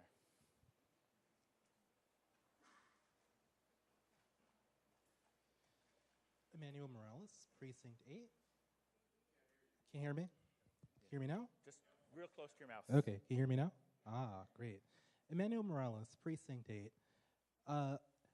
I'm tend to lead in terms against the amendment due to the fact that certainly considering the differences regarding federal and state taxes before and after applying local taxes has some good ideas, but imagine the cost of trying to wrangle with different sorts of taxation. So some sorts of property owners are corporations, some are individuals, and it gets kind of complicated. I'm not a tax lawyer, obviously, but I would tend to think that the costs of assessing such differences would outweigh the benefits anyway. And second, even if we pass this article, this does not mean that the changes to a tax code will happen immediately. This only means that we send it to the state legislator. And I don't think that the article as proposed, as amended by Mr. Fox, would be viable politically in the state legislature. Thank you. Standing at the back of the aisle there. Leo Maley, Precinct 5. I came to town meeting leaning strongly in support of Article 21. I'm very much intrigued by Mr. Fox's amendment because I have great respect for him as someone who is incredibly knowledgeable about tax policy and having taught it at Mount Holyoke and so on. But I think I'm not going to vote for the amendment, but I'm now definitely voting for the article. And what sealed it for me was the presentation by Mr. Weiss. I must say, all light and no heat, which was very good to hear and very persuasive, because underlying it is two fundamental assumptions that I think most of us here, if not all of us, would agree with. One, affordable housing is good. Two, additional tax revenue is good. In fact, I go further and say taxes are good. So I favor that. But beyond... Excuse me, I have to stop because I heard a point of order. So identify yourself, please. Philip Helzer, Precinct 3. Comment should be addressed towards the amendment, not towards the article at this point, right? There's obviously a little crossover, but I believe he was speaking on why he was going to be voting against the amendment. So there's always a little leeway here, but I was listening and it was still okay as far as I was concerned. You may continue. And actually, I understand the point of order, because my third point would be, and as I will now say, my third reason is the beautiful simplicity of the original motion, that it isn't encumbered by formulas and reservations beyond the limitations that were presented in the overhead, which it was in black and white or orange at least. So I think I'm voting against this added thing because it complicates, but I'm definitely, especially after Mr. Weiss, voting in favor of the original motion. I want to remind people to try to refrain from speaking about previous speakers by name, even when you're saying nice things about them. We really want to just refer to the previous speaker and not by name. Yes, back center there.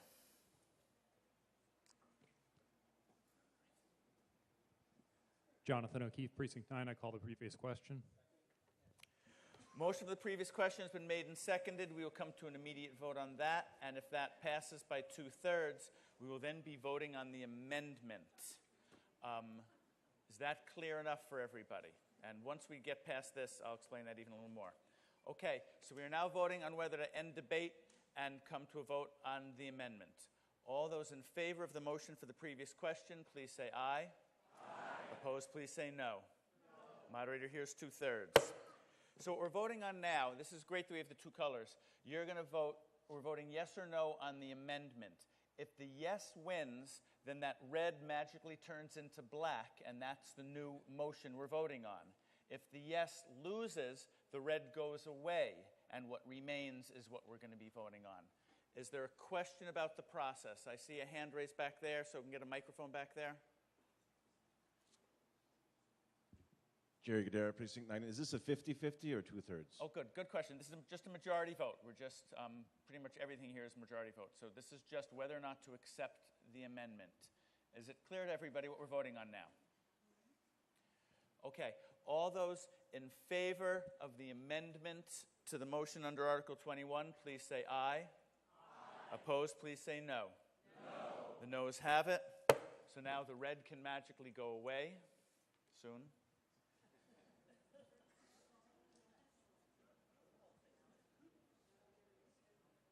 Hang on. So we want the main motion back on the screen. There it is.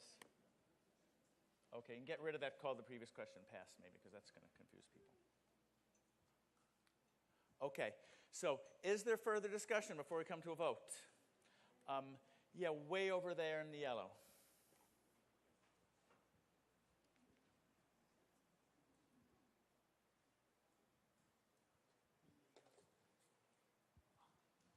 Thank you, Mr. Moderator. Jim Brissett, Precinct 6. I just have a question, since this sounds like there's some sort of element of negotiation in here. Is the unit that, or units that are affordable, are they in perpetuity, or is that part of the negotiation? Mr. Pooler?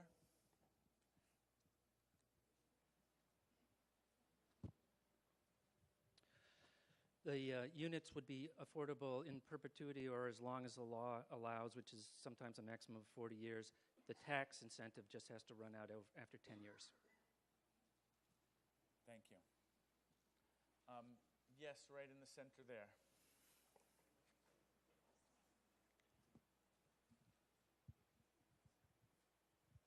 James Barat, Precinct 1.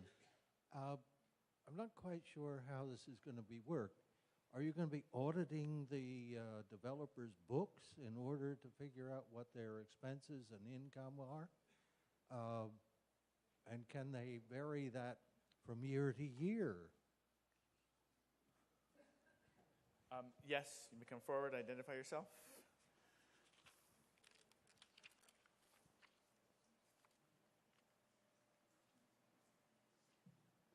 David Burgess, Principal Assessor.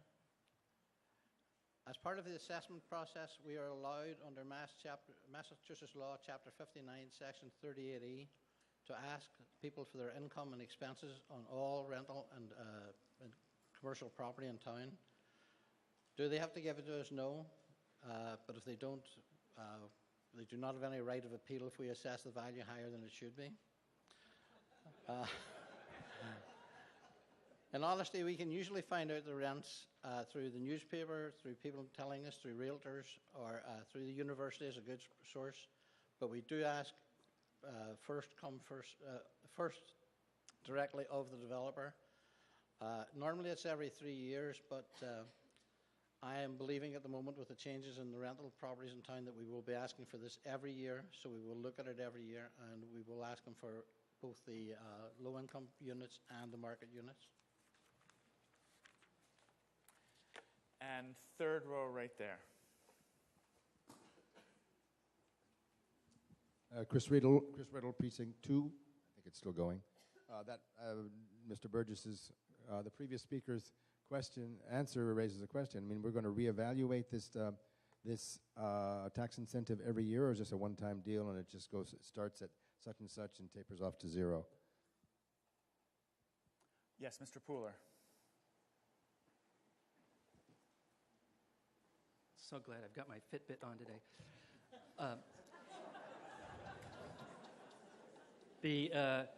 What has to be evaluated every year is that the apartment building is complying with the affordability requirements. So we have to look at the rents and look at their expenses and so forth, just the way we do with an apartment every year, that we look at their income statements to evaluate what their taxes are based on their income flow.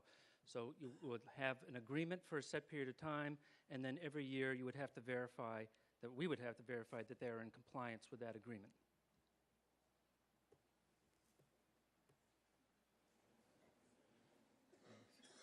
Yes, second row right there. Yes.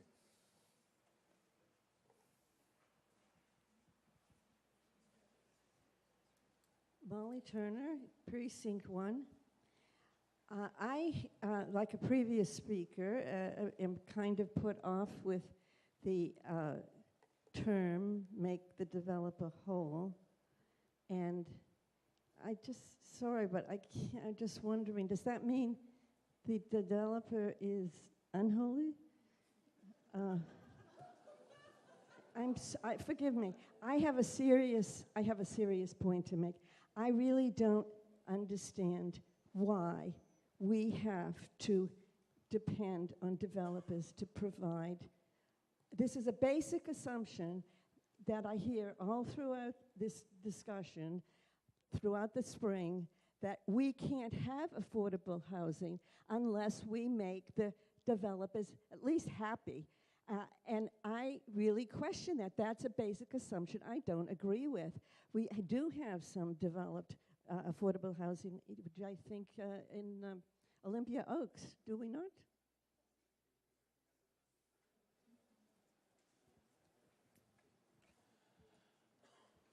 Yes, center, second row from the back.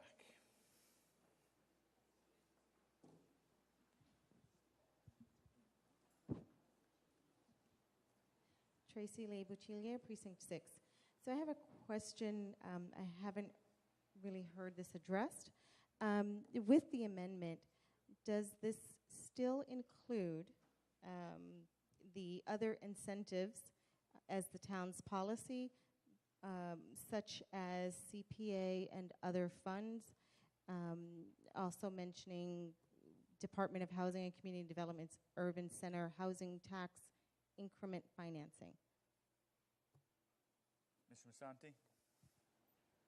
The proposal before you is an additional tool. It's not instead of. So use of CPA dollars, like was done for the Rolling Green project, remains available. The Urban Center Housing Tax Increment Financing, affectionately known as UCH TIF, that's a tool that we're not currently using. There's a whole application process, and that was very seriously considered by staff and I over the winter, but for lots of reasons we chose not to go in that direction at this time and focus instead on the property tax incentives.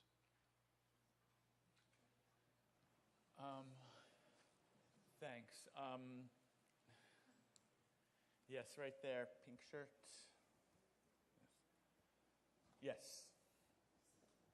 Gordon Freed, Precinct 6. I call the question. Motion for the previous question has been made and seconded. If 2/3 of you vote yes, we will then come to an end of debate and we will vote on the main motion that's before us. All those in favor of the motion for the previous question, please say aye. Aye. Those opposed, please say no. No. We'll have a standing vote. Moderator is in doubt. Tellers come forward. All those in favor of the motion for the previous question, please rise and remain standing.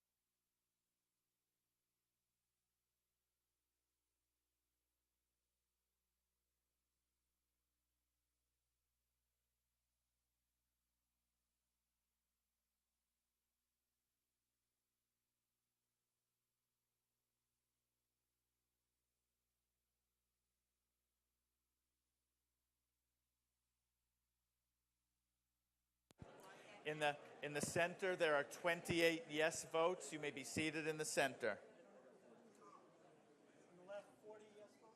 On the left, there are 40 yes votes. You may be seated on the left.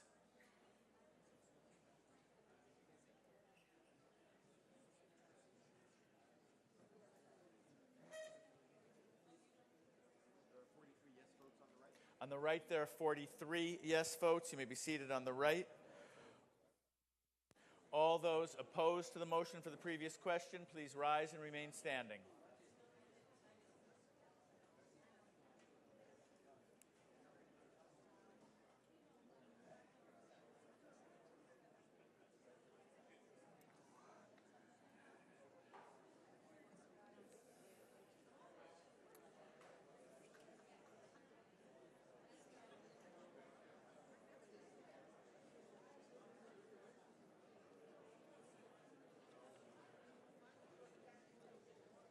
So I have this, which means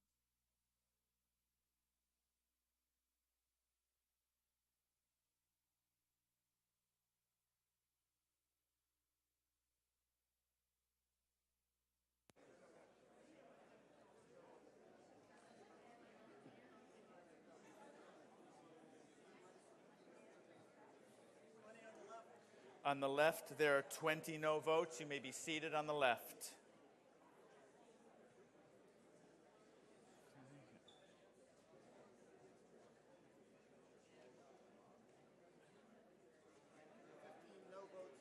On the right, there are 15 no votes. You may be seated on the right.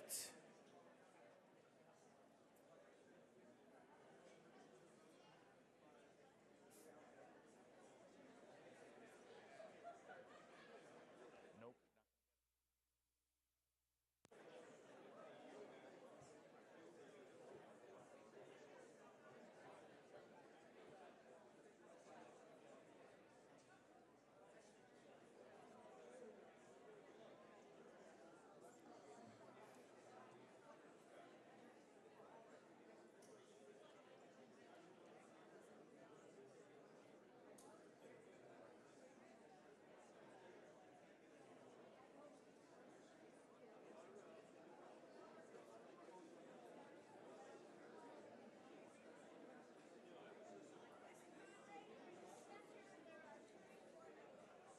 In the center, there are 34 no votes. You may be seated in the center. We have 111 yes votes, 69 no votes. We have not achieved 2/3. Therefore, we are still open to discussion under Article 21. I'm looking for new hands that I haven't seen before. Yes, second row from the back there.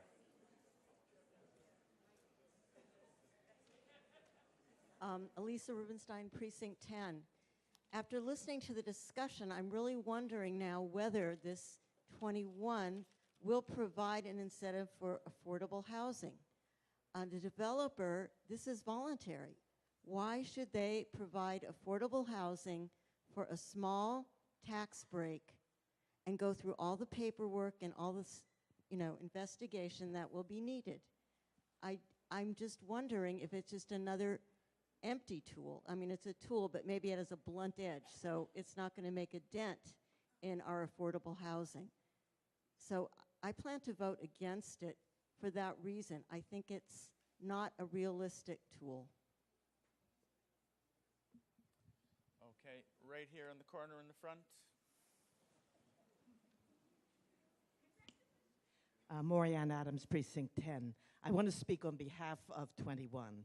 There are very few things that I think are certain in this life. One is that we have a serious affordable housing problem. The second is that although many of us don't approve of it, we do live in a capitalist system, which has market forces.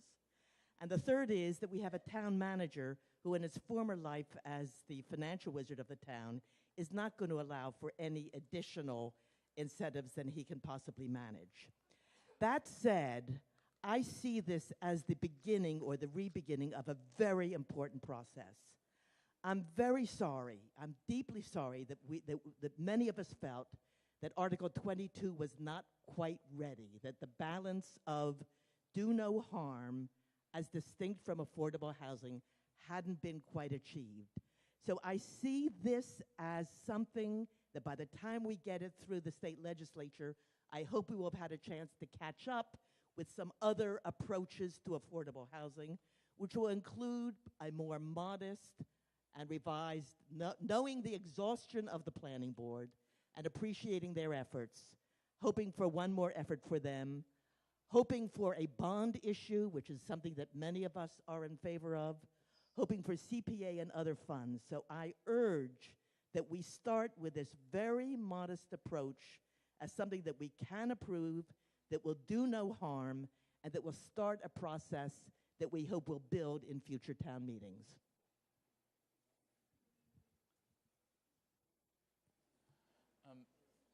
Yes, halfway up the aisle right there.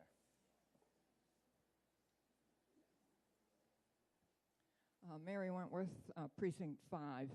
I'm going to vote against this because I think that sending it in its present form to the state legislature is a very risky proposition.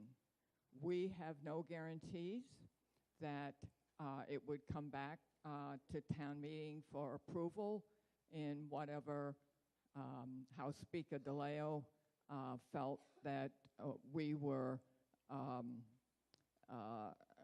that we should be rewarded for, or even in the Senate. So I think that a lot of this discussion may well be moot once the legislature gets its hands on it. Vote no. Yes, the yellow shirt in the back there. Michael Birtwhistle, Precinct 2. I know that the warrant, the reading, the language of the warrant itself charges the select board to negotiate. But I read it in the Finance Committee's analysis that the manager is charged to negotiate. I assume the manager is charged to negotiate, and I would like to know, although I understand that he is not compelled to answer, I would like to know how he would proceed in identifying the issues to be negotiated and connecting with the potential developer to conduct these negotiations. Mr. Santi? So I would be negotiating with a prospective developer and looking at information as it relates to the cost of providing affordable units. Any tentative agreement that I might negotiate with a developer would be subject to review and approval by the select board. So there'd be that check and balance before any discussion becomes an agreement by review by the select board.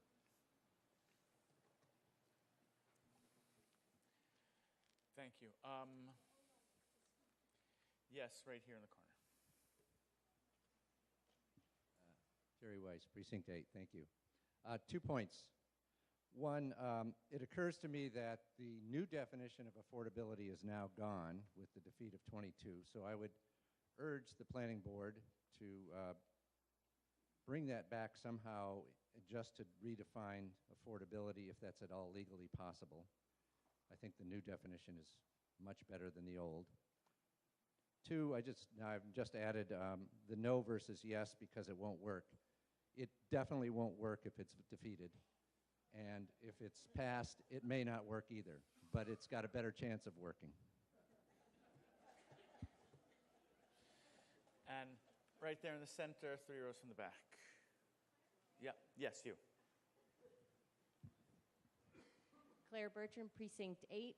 As the previous speaker stated, tax incentives do work if they can be applied. We see it with solar, both on the federal and state level.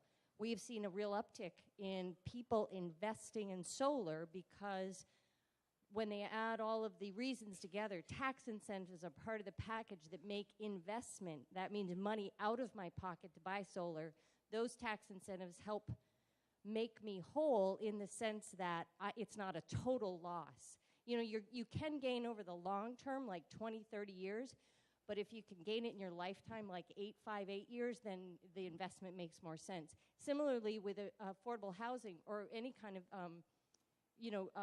investment like that, where somebody makes a development financial investment in the community, that's money out of their pocket. When property owners write real estate tax checks to the town, that's cash out of a checkbook. The tax incentive help lower that size, and it's not about the person making more money, it's about the cash that goes out being slightly smaller so that they can continue to invest in the property. So I see this as a workable, positive step forward, questioning whether it will be approved by the state legislature. It certainly won't if we don't vote yes. Yes, front corner right there. Jeff Lee, Precinct 7. I'm unclear on the finer points of the 40B laws, but I understand there's low-income housing and affordable housing, and it's the low income that helps towards our 40B quota. And I'm wondering, would this tool help us promote the low-income housing that we need, or do we have a say in low-income versus affordable?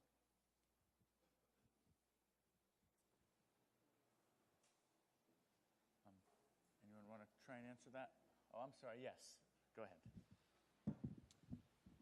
So the question was partially about what type of housing counts towards the subsidized housing inventory. Still really close to that microphone. And the housing that counts toward the subsidized housing inventory is housing that's at or below 80% of area median income. Our current affordable housing bylaw requires approximately 50% of either 80% and under or 120% and under.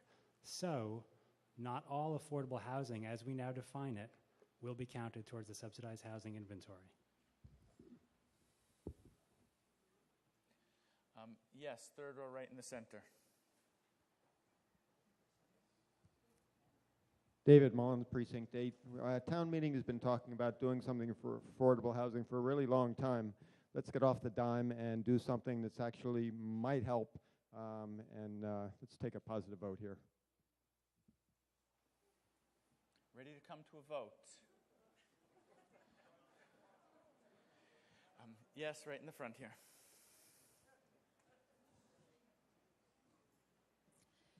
Mr. Moderator, I have an amendment, if I may hand it to you. Hold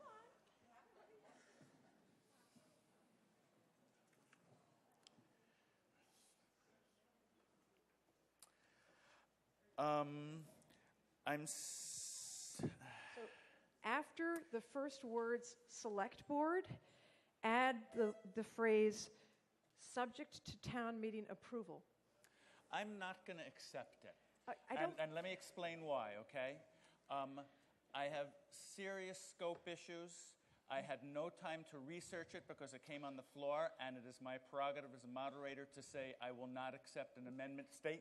I'm talking. I will not accept amendment of this significance where I feel there might be scope issues coming from the floor of town meeting. So I am rejecting this motion. Mr. Moderator, may I explain why it's completely within the scope?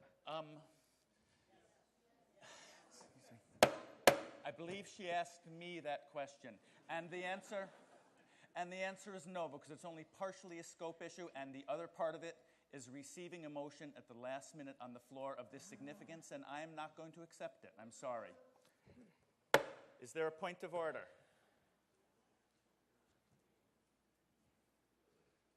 Yes, Mr. Moderator, I understand you have broad scope of rulings in town meeting, but it strikes me as outside your powers to suggest that we cannot make motions within the scope of the article that on the floor of town meeting, that we have to prepare in advance when we might want to make a motion in response to what's been going on. It is way outside your rights or powers to limit that town meeting to that extent. So either rule on it purely as a matter of scope or allow it to go forward. If I have to be put on the spot, I will rule it out of scope. I think Sorry. I think I should be allowed to explain why it's completely within the scope. I'm I'm sorry, but no. I've made a ruling and we're done with it. I'm going to speak I'm for my- sorry, but the answer is no. I've made a ruling. I'd like to speak for 3 minutes. Since I was called you can't on. Because you have. Since I was called on, I would like to speak for 3 minutes. Okay, but you're not speaking to a motion because there is no motion on the floor. You may change your mind after I speak. Could you please put the overhead on? I'm showing you the Cushman Market parallel tax incentive that was passed in 2006. You see the language highlighted, subject to town meeting approval. This very same tax incentive that we all thought was a great idea for Cushman Market, and I still believe, I agree with Mr. Weiss completely. I was very proud to be in town meeting when we passed that, and it had that language, subject, I cut and pasted this, subject to town meeting approval. This is important because, as John Fox said, we want to make sure this is an appropriate tax benefit. This is one surefire way to make sure that it will be appropriate because it would have to come back to us. It's completely within the scope of tax incentives since it was exactly the language in 2006. I would also point out that the Cushman Market tax incentive was very different. It was over a 4-year period. This is over a 10-year period. It was very graduated and made perfect sense. There were no taxes the first year. There were 25% taxes the next year, 50% the next, 75% the next, and by the 4th year they were at 100% taxes.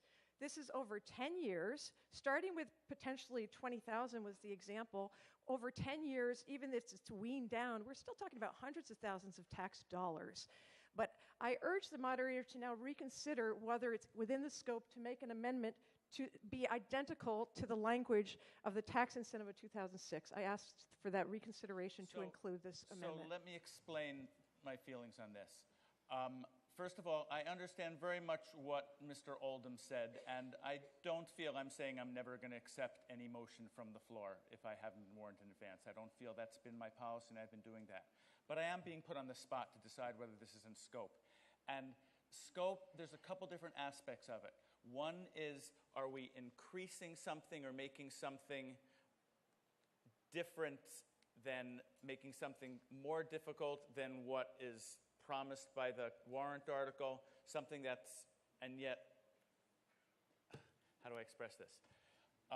It would be out of scope in one aspect if I felt that we were making the requirements less stringent, and this isn't. This is making them more stringent. However, another scope issue has to do with warning to town meeting, and that's what the definition of a warrant. And there was no warning to town meeting that this deliberative body would be included in the tax incentive. It's a brand new piece of it. Point of order. And no, there's no, let me finish talking, okay, please. And I may be right, I may be wrong, I don't know. And that's my point that I was telling you. If you put me on the spot, I have to decide. And I am deciding that it is out of scope. Point of order? Yes, what's your point of order? My point of order is that the town meeting rules allow amendments from the floor.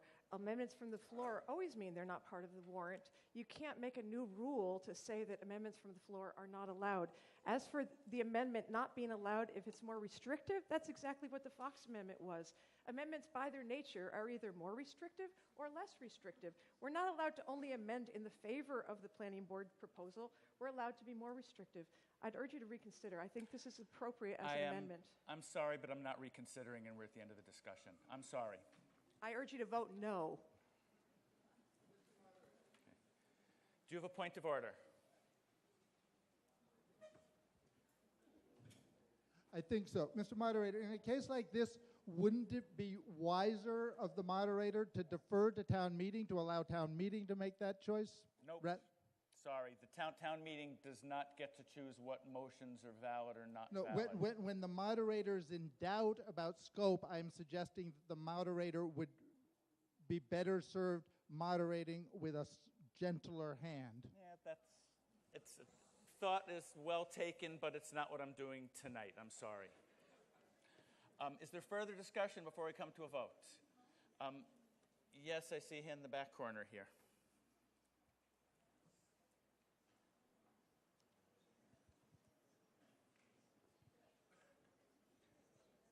Vince O'Connor, Precinct 1. The one of the points that I intended to make, if called upon, was the point that involved the Cushman market. In fact, both the Cushman market and Atkins came to this town meeting for our approval. Neither the proposal before us, neither the special act itself, or any action taken under it by the manager and select board would come to the town meeting. I don't think that's wise. I think what we've seen so far are 3 separate and distinct amendments that suggest that this article is not ready for prime time. The first was the amendment regarding the tax issue. The second was a comment regarding the use of other town funds, which I don't think received an adequate or appropriate answer, and which concerns me. I personally think that any legislation of this sort ought to bar the use of this vehicle if other town incentives. There ought to be some provision that makes it clear that you can't have both and when one addresses your being made whole issue.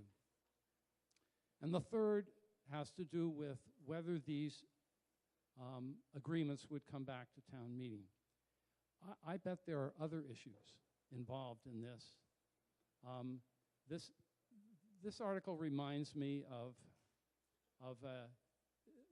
what's suggested as a natural history museum displaying a grizzly bear by skeleton rather than fully clothed, shall we say. And I think, unfortunately, what we were presented with was a skeleton. Some people have tried to put clothes on it unsuccessfully, but in fact, there are problems. This article is more complicated, I think, than any of us realize, and I'm going to vote no on it, and I urge others to do so. Ready to come to a vote? Yes, right there in the center, orange shirt. Rick Hood, Precinct 7. I'm voting for Article 21. This is the most simple, straightforward, no-brainer article I think I've ever seen come to town meeting, so I'll be voting for it.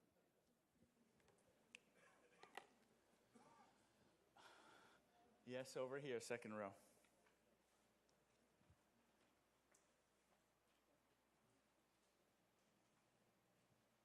Dan Kramer, Precinct 1. I'm voting in favor of this. I think town meeting voted for Cushman Village market. We're voting for affordable housing here. And it's a parallel that I see. The town values affordable housing. I think it's time we put our money where our mouth is. Second row from the back, way over there. Yep. Gavin Andreessen, Precinct 9. I call the previous question. Motion of the previous question has been made and seconded. If 2/3 of you vote yes, we will come to a vote on the main motion. All those in favor of the motion for the previous question, please say aye. Aye. Those opposed, please say no. Moderator hears 2/3. We will now come to a vote on the main motion, which is before you on the screen there. This requires a majority vote. All those in favor of the motion on the screen, please say aye. Aye. Those opposed, please say no. No. Moderator hears a majority. If I see 15 hands, 1, 2, 3, I do. We will have a tally vote.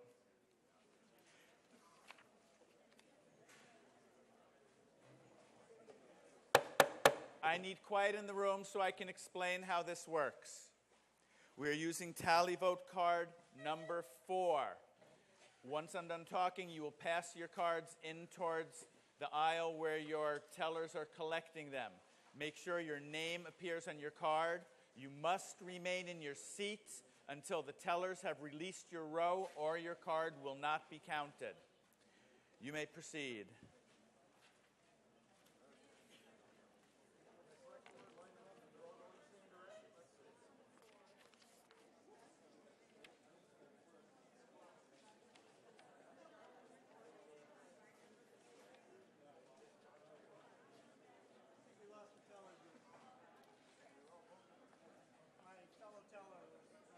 Okay, so who have we used in the past?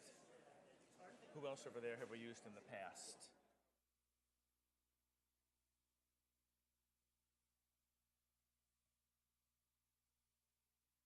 Mr. Neal, are you available here? Where are you? Can you come forward and be sworn in as a teller, because we lost one?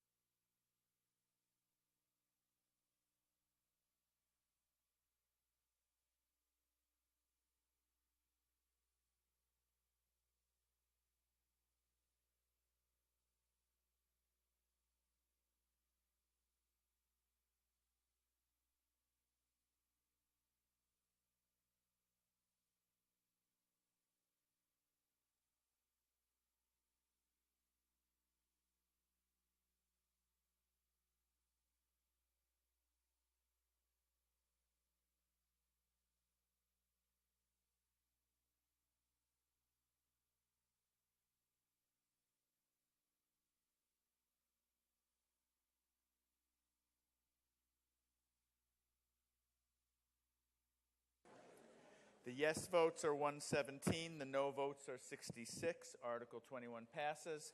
I call on Ms. Brewer to make a motion. I move to adjourn to Wednesday, May 13th, 2015. Motion is made to adjourn. All those in favor, please say aye. Those opposed, please say no. We are adjourned.